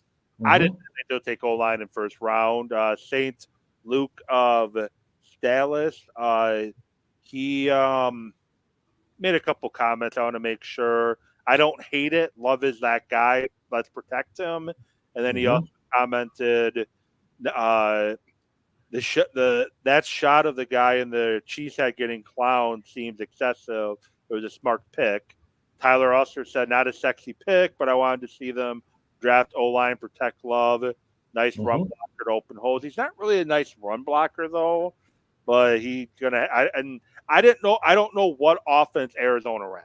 And maybe they didn't run the ball very much in Arizona. But maybe he didn't get a chance to run block very often. But, I think you also look at sometimes teams' needs are different. Kurt Warner was a Hall of Fame quarterback when he was with the St. Louis Rams. Kurt Warner was a very, very good quarterback when he played with the Arizona Cardinals. Kurt Warner was a not great quarterback when he played with the New York Football Giants. I don't think Kurt Warner is a guy that would be a great pick if you play in a cold weather outdoor stadium.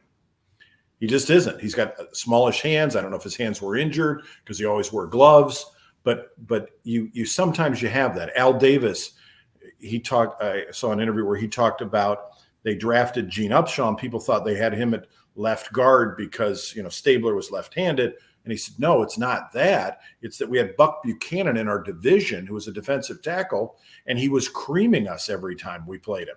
He was just an absolute terror. So if you have a Buck Buchanan, an Aaron Donald in your division, or you play a team that's got a ton of great wide receivers in your division, you want to win the division, which is going to put you into the playoffs every year, you got to scheme a little bit for that. Green Bay's a cold weather city. I don't know that I want a quarterback with small hands up there. There's some of that goes into it. Al Davis, when he was with the Raiders, Oakland Alameda County Stadium, or whatever it's called now, used to be below sea level. The water would get wet, and that gave a fast receiver and a really big offensive lineman an advantage. So you can kind of build your team for that. If I'm Buffalo or New York or the other New York team or Philadelphia or Chicago and I'm playing outside, I want some guys that are good in cold weather. Some of that goes into what you think of doing it. Same with running backs. If you're the Packers, you're going to need a running back that can make one cut or that can catch the ball and can also pass protect, because I don't want my quarterback getting creamed because my running back doesn't know when to pick up a blitz. Yeah, and it's always smart you have your franchise quarterback. It's very smart to protect that franchise quarterback. It just is. You don't want Love to get injured. You don't want Love to take unnecessary hits, and it is a very, very Packer pick. That's what I'm seeing a lot on social media. That it is a Packer pick. It's your typical Packer pick. He fits their typical mode on what they look for in offensive linemen. And they need a right guard. Right guard is a position that they need. Maybe he can plug in and play right guard right away. Mm-hmm.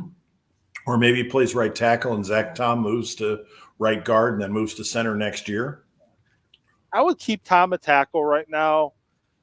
I think you keep the tackles the way they are with Zach Tom and Walker. I think you keep them at tackle. Tom played extremely well at right tackle, and I don't think you mess with that. Now, could they move him to center once Josh Myers leaves? Of course.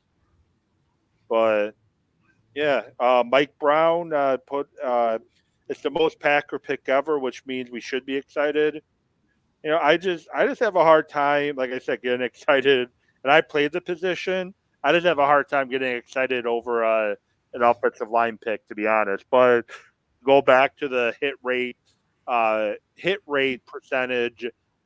Your center, tackle, guard all over 50% hit rate when they're taken in the first round. Mm-hmm. And you've got to build through the trenches. You can't win a lot of games when your quarterback's on his back. And there are a lot of teams that Jim Finks, who was a great GM and executive in the Canadian League and in the NFL, and built some great teams. He drafted offensive linemen first, and you're drafting in the first round. I look at the first 4 rounds as I want to draft guys that will eventually be starters for me. I'm drafting in the first round, especially the top of the first round.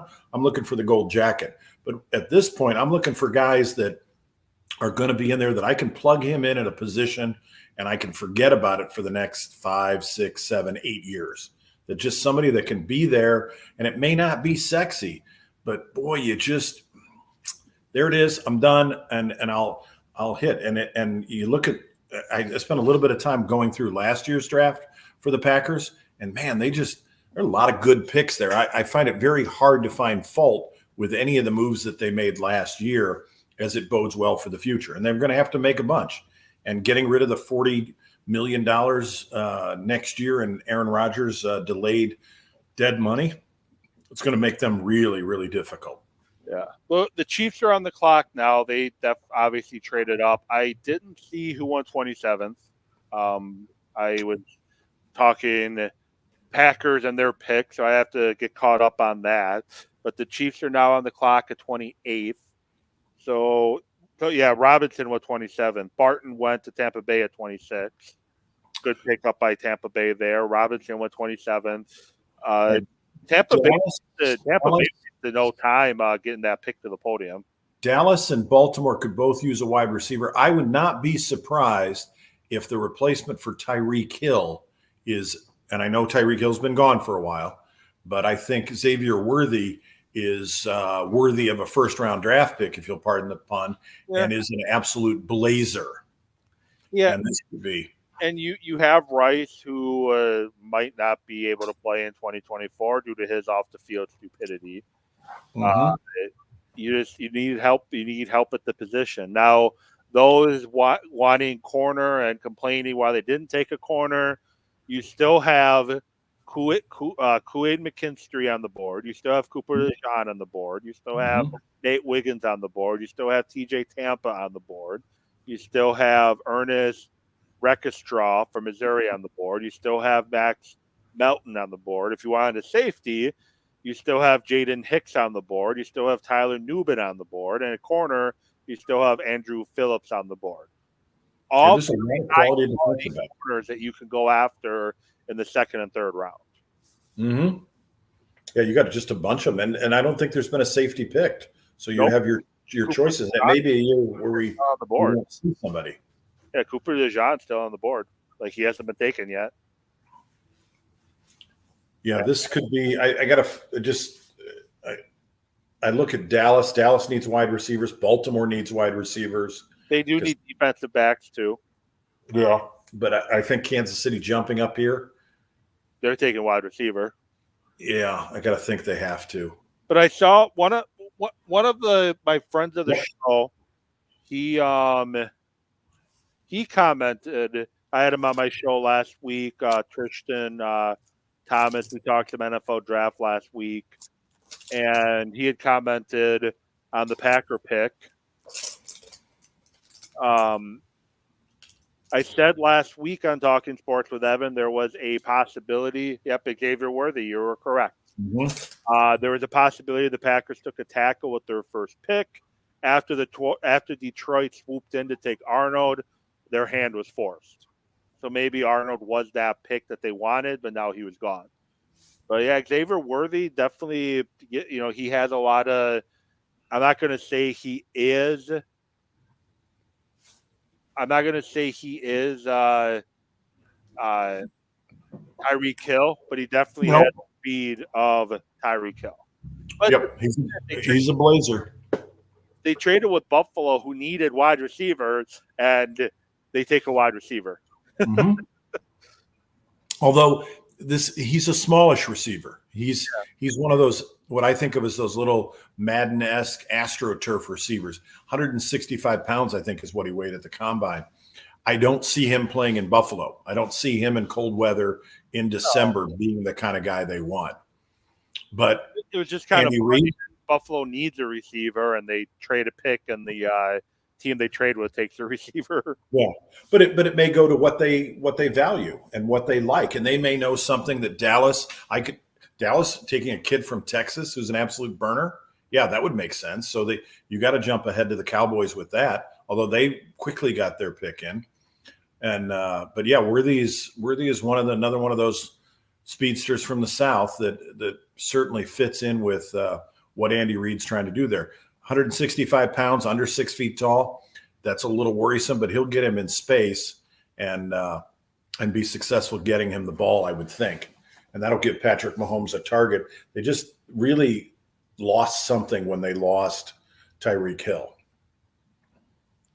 They did. They did get Super Bowls without him, but the offense just wasn't as explosive as it was with Tyreek Hill. And with Xavier Worthy, you're getting a wide receiver that can take the top off of defense. Mm-hmm. He can run past both. You can put him in the slot, put him out wide, and you can put him in motion, move him all over, give him the ball out of the backfield. And he's a guy who can definitely take a top off of take the top off of a defense, and that's what you need. MVS was a bust. He showed why the Packers were fine to let him leave for the money they left with. I think ultimately it was a good draft pick for the Chiefs, and now Dallas is on the clock, and we'll see what direction they go. And Dallas might have been possibly looking at Worthy.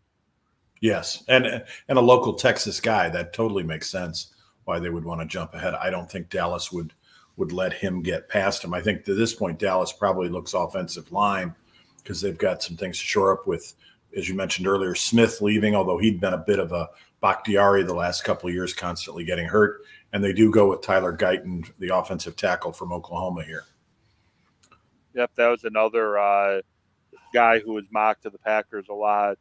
And one of the places I get a lot of my Packer content from, he put together his board, and he had possible at each position where they are round-wise, and he had Jordan Morgan, interior offensive lineman, first round, Andy Herman. So obviously Morgan was seen as a potential first-round pick, and the lineman we mentioned from Oklahoma they got is another guy who's kind of raw, who is going to need some development in the NFL in order to be productive. And here's a guy, he's 6'7". Packers just don't draft tackles that tall. They don't draft offensive linemen that are that big. Nope. For whatever reason, and maybe it's just coincidence, but they all seem to be in that minimum 6'4", maximum 6'6" kind of range. This kid's big, 6'7", well over 300 pounds. And that's how he plays, and what he plays may be different than what they want. Boy, the picks now are coming fast and furious here. Yeah. Yeah, we got 2 picks left, and it's 10:35, so it's going a little bit quicker than last year, that's for sure. Mm-hmm. And you get some good teams that are fairly deep here picking, I don't want to say luxury picks because I think offensive line was a big need for Dallas, and I think wide receiver was an even bigger need for the Chiefs. But it'll be interesting to see what the Ravens do here as they go in their second year in the Todd Monken offense with Lamar Jackson supposedly having more say in what the plays are being called are going to be. And we'll see if that develops into an effective, full-fledged NFL offense or if it's going to be the remnants of the Greg Roman run-heavy scheme that they've had the last few years. Could be a shot here if a running back is going to slip into the first round. This is probably the only spot that it would make sense that somebody would be a running back that would make it the first. There's just the only running back that could have been a first round option isn't going to be ready until probably November, December, and that's Jonathan Brooks. Mm-hmm. He coming off a torn ACL. He second or third round grade currently. He's the only guy that could have been a first round pick. And like I said, he's not going to be ready until November, December-ish. Blake Corum is a third round pick. Trey Benson's third round. Jalen Wright's more of a third round. So this last year you had really one running back that was first round worthy in Bijan Robinson. The Lions ended up taking a running back in the first round, and I'm not going to say they hit it out of the park, but he definitely showed flashes. Mm-hmm. Well, they had the luxury of 2 first-round picks last year. The remnants of the Matthew Stafford trade were still paying dividends for them. Yeah, and they took Gibbs. He had 945 rushing yards and 316 receiving. He was almost 1,000 yards. He was playing second fiddle a lot to David Montgomery, who had 1,000 yards rushing. So that's 19, almost 2,000 yards out of the tailback position. Yeah, they didn't hit it out of the park. However, it was it wasn't a bad. It ended up being a bad pick. Wasn't a miss. No, I'm just never I'm just saying you don't take running backs in the first round unless it's a very special prospect, and Gibbs wasn't that. Nope. He definitely played well. Bijan was that prospect that you take in the first round. But at the end, they couldn't utilize him. They had just as many carries as the other running back. He had less carries. He was playing second fiddle there. I think a lot of that had to do with Arthur Smith, though. There's a reason they got rid of Arthur Smith. You have Pitts, you have Drake London, you have Bijan Robinson, and you're not running your offense through them. No, and that's why Arthur Smith is now making his home in Pittsburgh. Yep. Ravens on the clock, and you have San Francisco and Buffalo still up. So 3 picks left to go. 90% of the draft is in for the first round. Yep. And the Ravens will make their pick.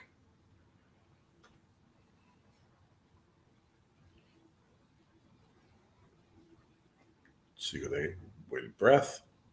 They go corner. It's shocking that Nate Wiggins lasted this long. I thought he'd be closer to the middle of the Yeah, but you had a lot of offensive guys go in this first round. Yep. See, Mitchell, Arnold, Wiggins, they're all defensive backs you expected to go in the middle part of the first round. They're all going in the mid to late 20s. 14 offensive players kind of throws everything off. So now you got San Francisco. I wouldn't be surprised if they take a Xavier Legette from South Carolina. He's very similarly built to your Deebo Samuel and your Ayuk. He's built similar to them, that can probably play a similar role. And if you're going to trade Ayuk, now you got your replacement with him. Ladd McConkey from Georgia doesn't really fit San Francisco's wide receiver mode, but he's an athlete, had an outstanding 40-yard dash time. And then you got Ricky Pearsall from Florida, who's been sneaking in late in the first round for some people recently.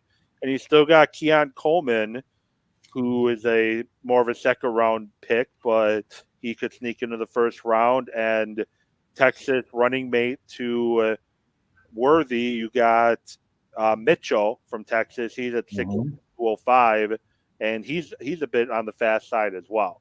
So a lot of options there for the Ravens, a lot of options there. Sorry, not the Ravens, a lot of options there for the 49ers and Buffalo if they do want to end up taking a wide receiver there. Now, they've got a new defensive coordinator this year. They promoted him up, and then they also brought in former Chargers head coach Brandon Staley as an assistant head coach to help out on the defensive side, replacing the guy they moved on from. So it'll be interesting. Steve Wicks, who was up at one time for the Carolina job, he was the interim there. Some people thought he would be retained, and then they went offense with Frank Reich instead. But they moved on from Wicks, and I think they've aged a little bit defensively. There was a period of time where they just had 4 young, healthy first-round draft pick defensive linemen, and they just got after people. And now they've gotten a little bit older, getting a little nicked up. And they lost a lot. They released 2 of their safeties and at least 2 of their defensive backs. I get where you're going with getting Debo or Ayuk's replacement. This could be a DB. Well, San Francisco doesn't really need a DB. If you look at it for needs, offensive line is a need, but we don't really know if they would like anybody that's left on the board. They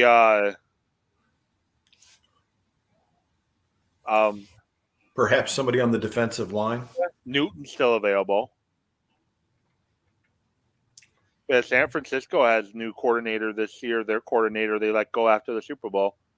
Yeah, Steve Wicks. That's why Buffalo got Wicks. Mm-hmm. So now you've got a guy that they moved up, and they've had a drain there. They lost Ryans to the Texans, and they lost the coordinator before that went to the Jets as a head coach, Robert Salah. So it's been a little bit of a factory there, and sometimes it's a talent drain on your coaching staff at a certain point. And they decided by bringing a guy, not a good choice. Bringing the one guy up, I think, gives them a little bit of continuity that they were looking for. But then bringing Brandon Staley in, who's a Vic Fangio disciple and had kind of a meteoric rise. I think he was a defensive coordinator for only a year before he got the head job with the Chargers. People contend that he is very, very bright, although he has made some rather interesting choices when he was the head coach. Yeah, he was one that was not ready to be a head coach. I think he needed another couple years as a coordinator, and he got rushed to the position, and he wasn't ready, and it showed. And how do you say no when somebody wants to hire you for one of 32 jobs? Yeah, I had a bizarre look on my face because they're showing Wiggins get drafted, and one of the young ladies at the draft, I'm quite surprised we didn't have a wardrobe malfunction with what she was wearing, jumping up and down. Interesting choice for, and I think it is a little bit of fun sometimes to see some of the comical scenes. Who was it a couple of years ago where the girlfriend wanted to look at his phone and he took the phone back from her, and although I am upset that you did not invite me to come to as nice of a situation as the LA Rams have for their draft room.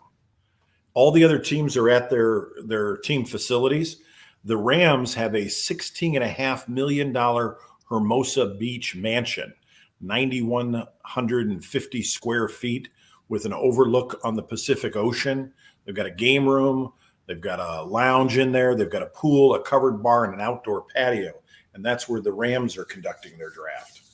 Yeah, I thought about renting a place out like that, but I just decided to, chill at home instead. Yeah. And who was it a couple of years ago during COVID when we saw Belichick's dog? Oh, that was Kingsbury with his. That was a nice little spread he's got. So we have Nick Sorensen this year as the defensive coordinator replacing Wilkes, and then you lost Chase Young. I thought that was somebody that might stick with them. He might want to be on a winning franchise. He's chasing a paycheck. Armstead is gone as well, too, for him. Kinlaw on the defensive line and Sebastian Joseph Day are all gone. Yeah, I think Newton could be the pick here. So back to the Falcons. Kirk Cousins' agent, Mike McCartney, who often gets tweeted at anytime Mike McCarthy does something stupid.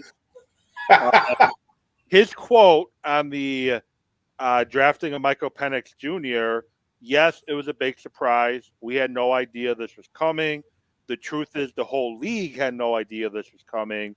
We got no heads up. Kirk got a call from the Falcons when they were on the clock that that was the first we heard and never came up in any conversation. So, again, for those that are, hey, it's just like what the Packers did with Jordan Love, and they're trying to follow the Jordan Love model. The difference between the Jordan Love model and what the Falcons did, once again, is the fact that Penix is 24, as you mentioned before. And just signed Cousins to a big 3-year contract. And by the time he gets to the 5th year of his deal, he's going to be damn near 30. And I know that's young in quarterback terms nowadays, but you're not going to get a lot of reps from your first-round draft pick because you just paid Kirk Cousins a crap ton of money. Yeah, well, and it's a 4-year, $180 million contract with $100 guaranteed. So if you burn up the first 3 or 4 years possibly of Penix Jr.'s contract, then what? Fields, his 5th-year option was $25 million this year based on where he was drafted. And that was 11, and that was a couple of years ago. Now the rookie cap will go up, and you're drafting 8th. You're looking at potentially a $30 million 5th year. You're in a world of hurt if you can't evaluate him and figure out, is he in fact the guy we want to play? And what happens, God forbid, if Cousins can't play now, and now you're just hung with this albatross of $100 million in guaranteed money you can't do anything about. So the one positive thing with Cousins that you have going for you is the guaranteed money is only in year 1 and year 2. So you can get out of his contract after year 2, and you have a big cap hit this year. If you get rid of, you have a big cap hit in 2024, decent size in 2023 or 2025, and then in 2026, your money it's not quite as bad. $50 million a year for 2 years for a guy who's got a bad Achilles. He has 25 in dead money in 2026, but cap savings of 32, and dead money of 12 in 2027, and cap savings of 45 in 2027. And you can make him a post June 1st cut, and he after 2024, and he'll have $40 million in dead money, and he's got no cap benefit if you get rid of him after year 2. So they do have some outs with Kirk Cousins after 2 years. They don't owe him any more guaranteed money.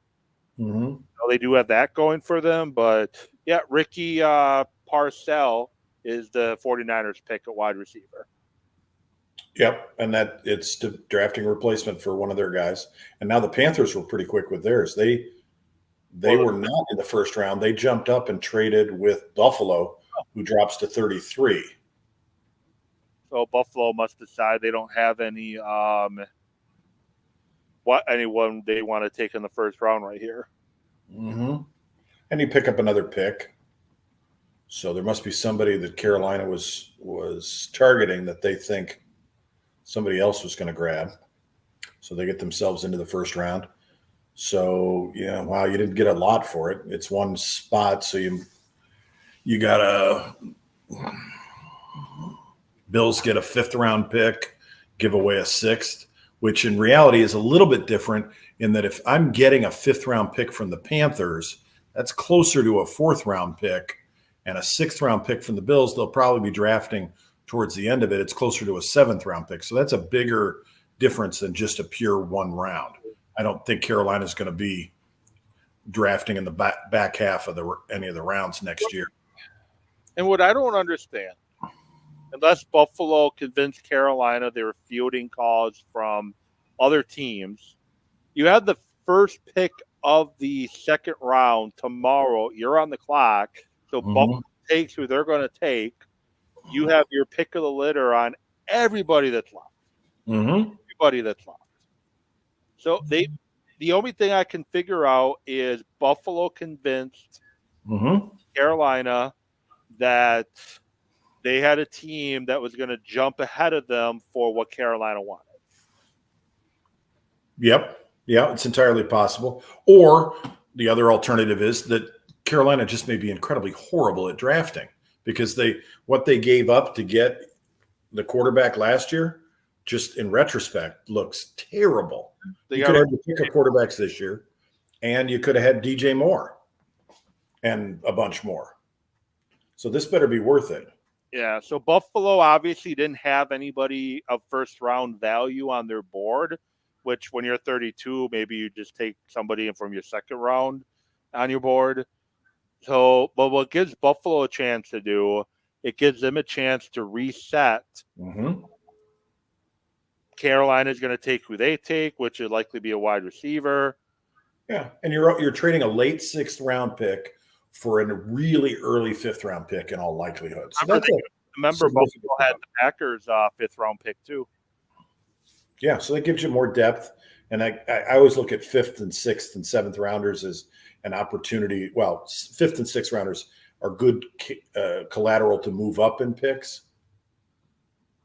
Xavier Legette, a wide receiver out of South Carolina. Well, he's not going to be as good as DJ Moore, but okay. No, but he's a heck of an athlete, and you need the position. And yeah, they pretty much need everything at that spot. Yeah, he's another one that there was conversation late today.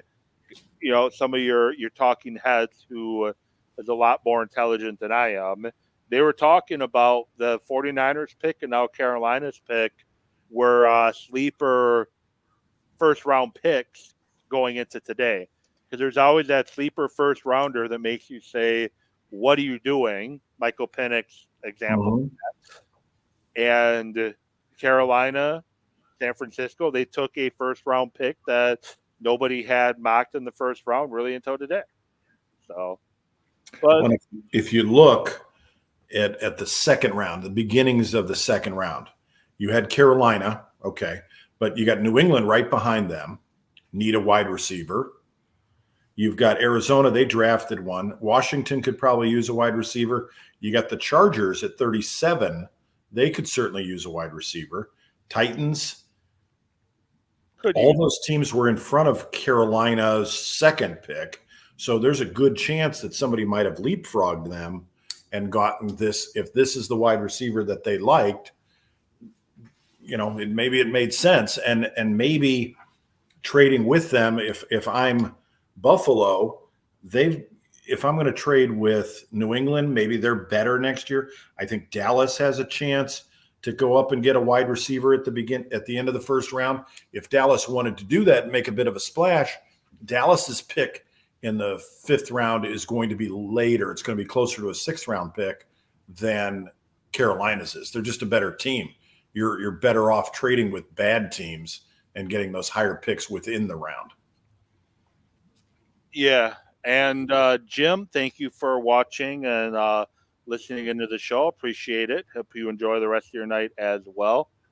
Jim's going to have to explain to us how a Broncos fan exists in Kansas City. Yeah. And then he also had this to say too. Worthy was a good choice. Yeah, I think he is worthy of their choice. I think he's the replacement. He's not Juju Smith-Schuster. He's not MVS. He's somebody that can actually replace Tyreek Hill in that schemed offense. And you already know, hey, Tyreek Hill, small guy, thin guy, really, really fast guy. Let's just get another small guy, thin guy, really, really fast guy. Yep. Kind of makes sense. Hopefully Worthy won't have some of the same off the field concerns that Tyreek Hill has, which I'm sure also contributed to. Well, and Rice for that matter. Rice, I got to figure Rice's career is potentially done. Yeah. And Tyreek, I know Tyreek, he has 10 children now, 4 of them this year. And I know money was a big reason why they moved on from Tyreek, because they didn't want to pay Tyreek Hill all that money. But I got to think that some of the questions that were rising off the field were a big reason too. But first round is in the books. Very boring first round overall. I'm just going to be honest. Well, thank you to Atlanta for spicing things up. But it seems to be last year. It seemed to be trade after trade, surprise trade after surprise trade, but not a lot of trades in the first round. Only one. What the hell are you doing? Draft pick in Atlanta, and with that pick, I'm just going to throw out there the expression that I threw out a couple years ago when the Jaguars hired Urban Meyer: "Bad teams stay bad for a reason." And maybe the pick works out. But I just don't understand taking a quarterback who is viewed as a second round prospect at the 8th overall pick in the draft. I get Oakland. Sorry, not Oakland. Vegas wanted him. I get that. They were talked about taking him, but you also took him before J.J. McCarthy too. You drafted J.J. McCarthy. You have a 21-year-old quarterback. He needs some time to sit and learn. Who better to learn from Kirk Cousins? Sit behind Cousins for a couple years. Whoosh! Now you're ready to start. It wouldn't have been that big of a head scratcher because now you truly have the Jordan Love situation all over again. But instead, you took Michael Penix, who was just not viewed as a first round receiver. But there is a lot of talent still on the board in the second round. Edgerrin Cooper, Peyton Wilson, Jeremiah Trotter, who's probably more of a third-round pick, Travion Wallace. Those are linebacker positions, all picks that the Packers need help at. Newton from Illinois is still on the board. Nealand is still on the board. Chris Jenkins is still on the board. Brandon Fisk is still on the board. Jackson Powers Johnson's still there. Zach Fraser's still there. Other names that can go tomorrow. Defensive back wise, you have Kool-Aid McKenzie, Cooper DeJean, TJ Tampa as guys who could potentially go. So a lot of good names, a lot of big names still hovering around for the Packer fans that I think they're 41. I think they're correct. 41st and 58th pick tomorrow. So they still have a chance to get some very good talent early in the second round. So still a lot of games out here, and we'll see what happens.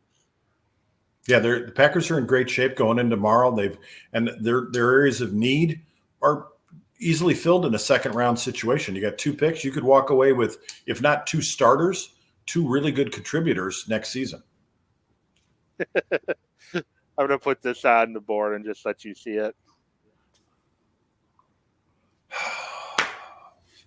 All right, next year. There's something special planned for next year. I'm not going to say what it is, but you're going to want to tune in for that one. It is going to be different, but yet it will be in the genre.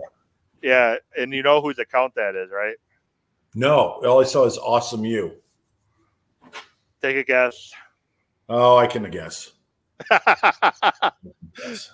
Thank you for chiming in. Thank you. If that helps you know who I'm talking about. Yes. Yeah.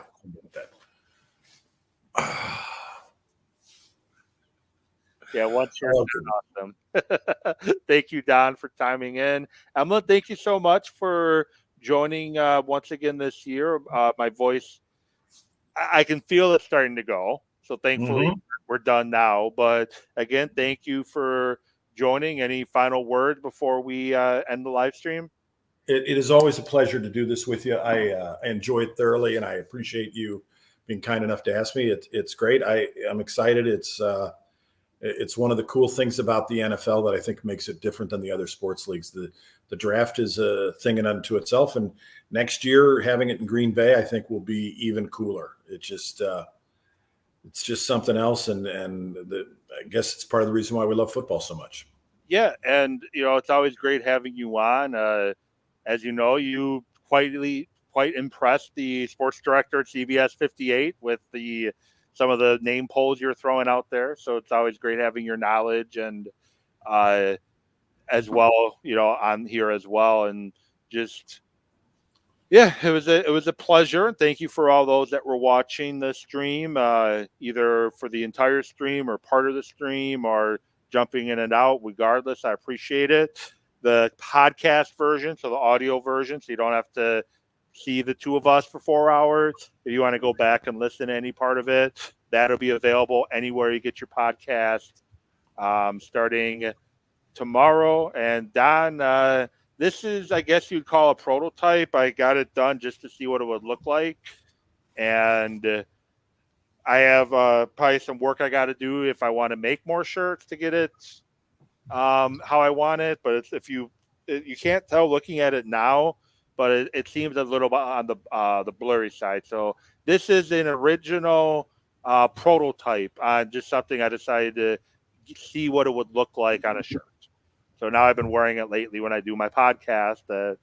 If hopefully somebody would ask like, hey, how do I get one? So very good. With that, we're going to let you all go. Thank you for watching. Round 2 is tomorrow. I will not be doing a live stream tomorrow, but if you want to follow along on Twitter or X or whatever we're calling it these days, on my reactions for the draft, I'm there at Evan with Sports until my show next week where I will recap all the picks in the draft. I will get back at you next week. Until then, enjoy the rest of your night.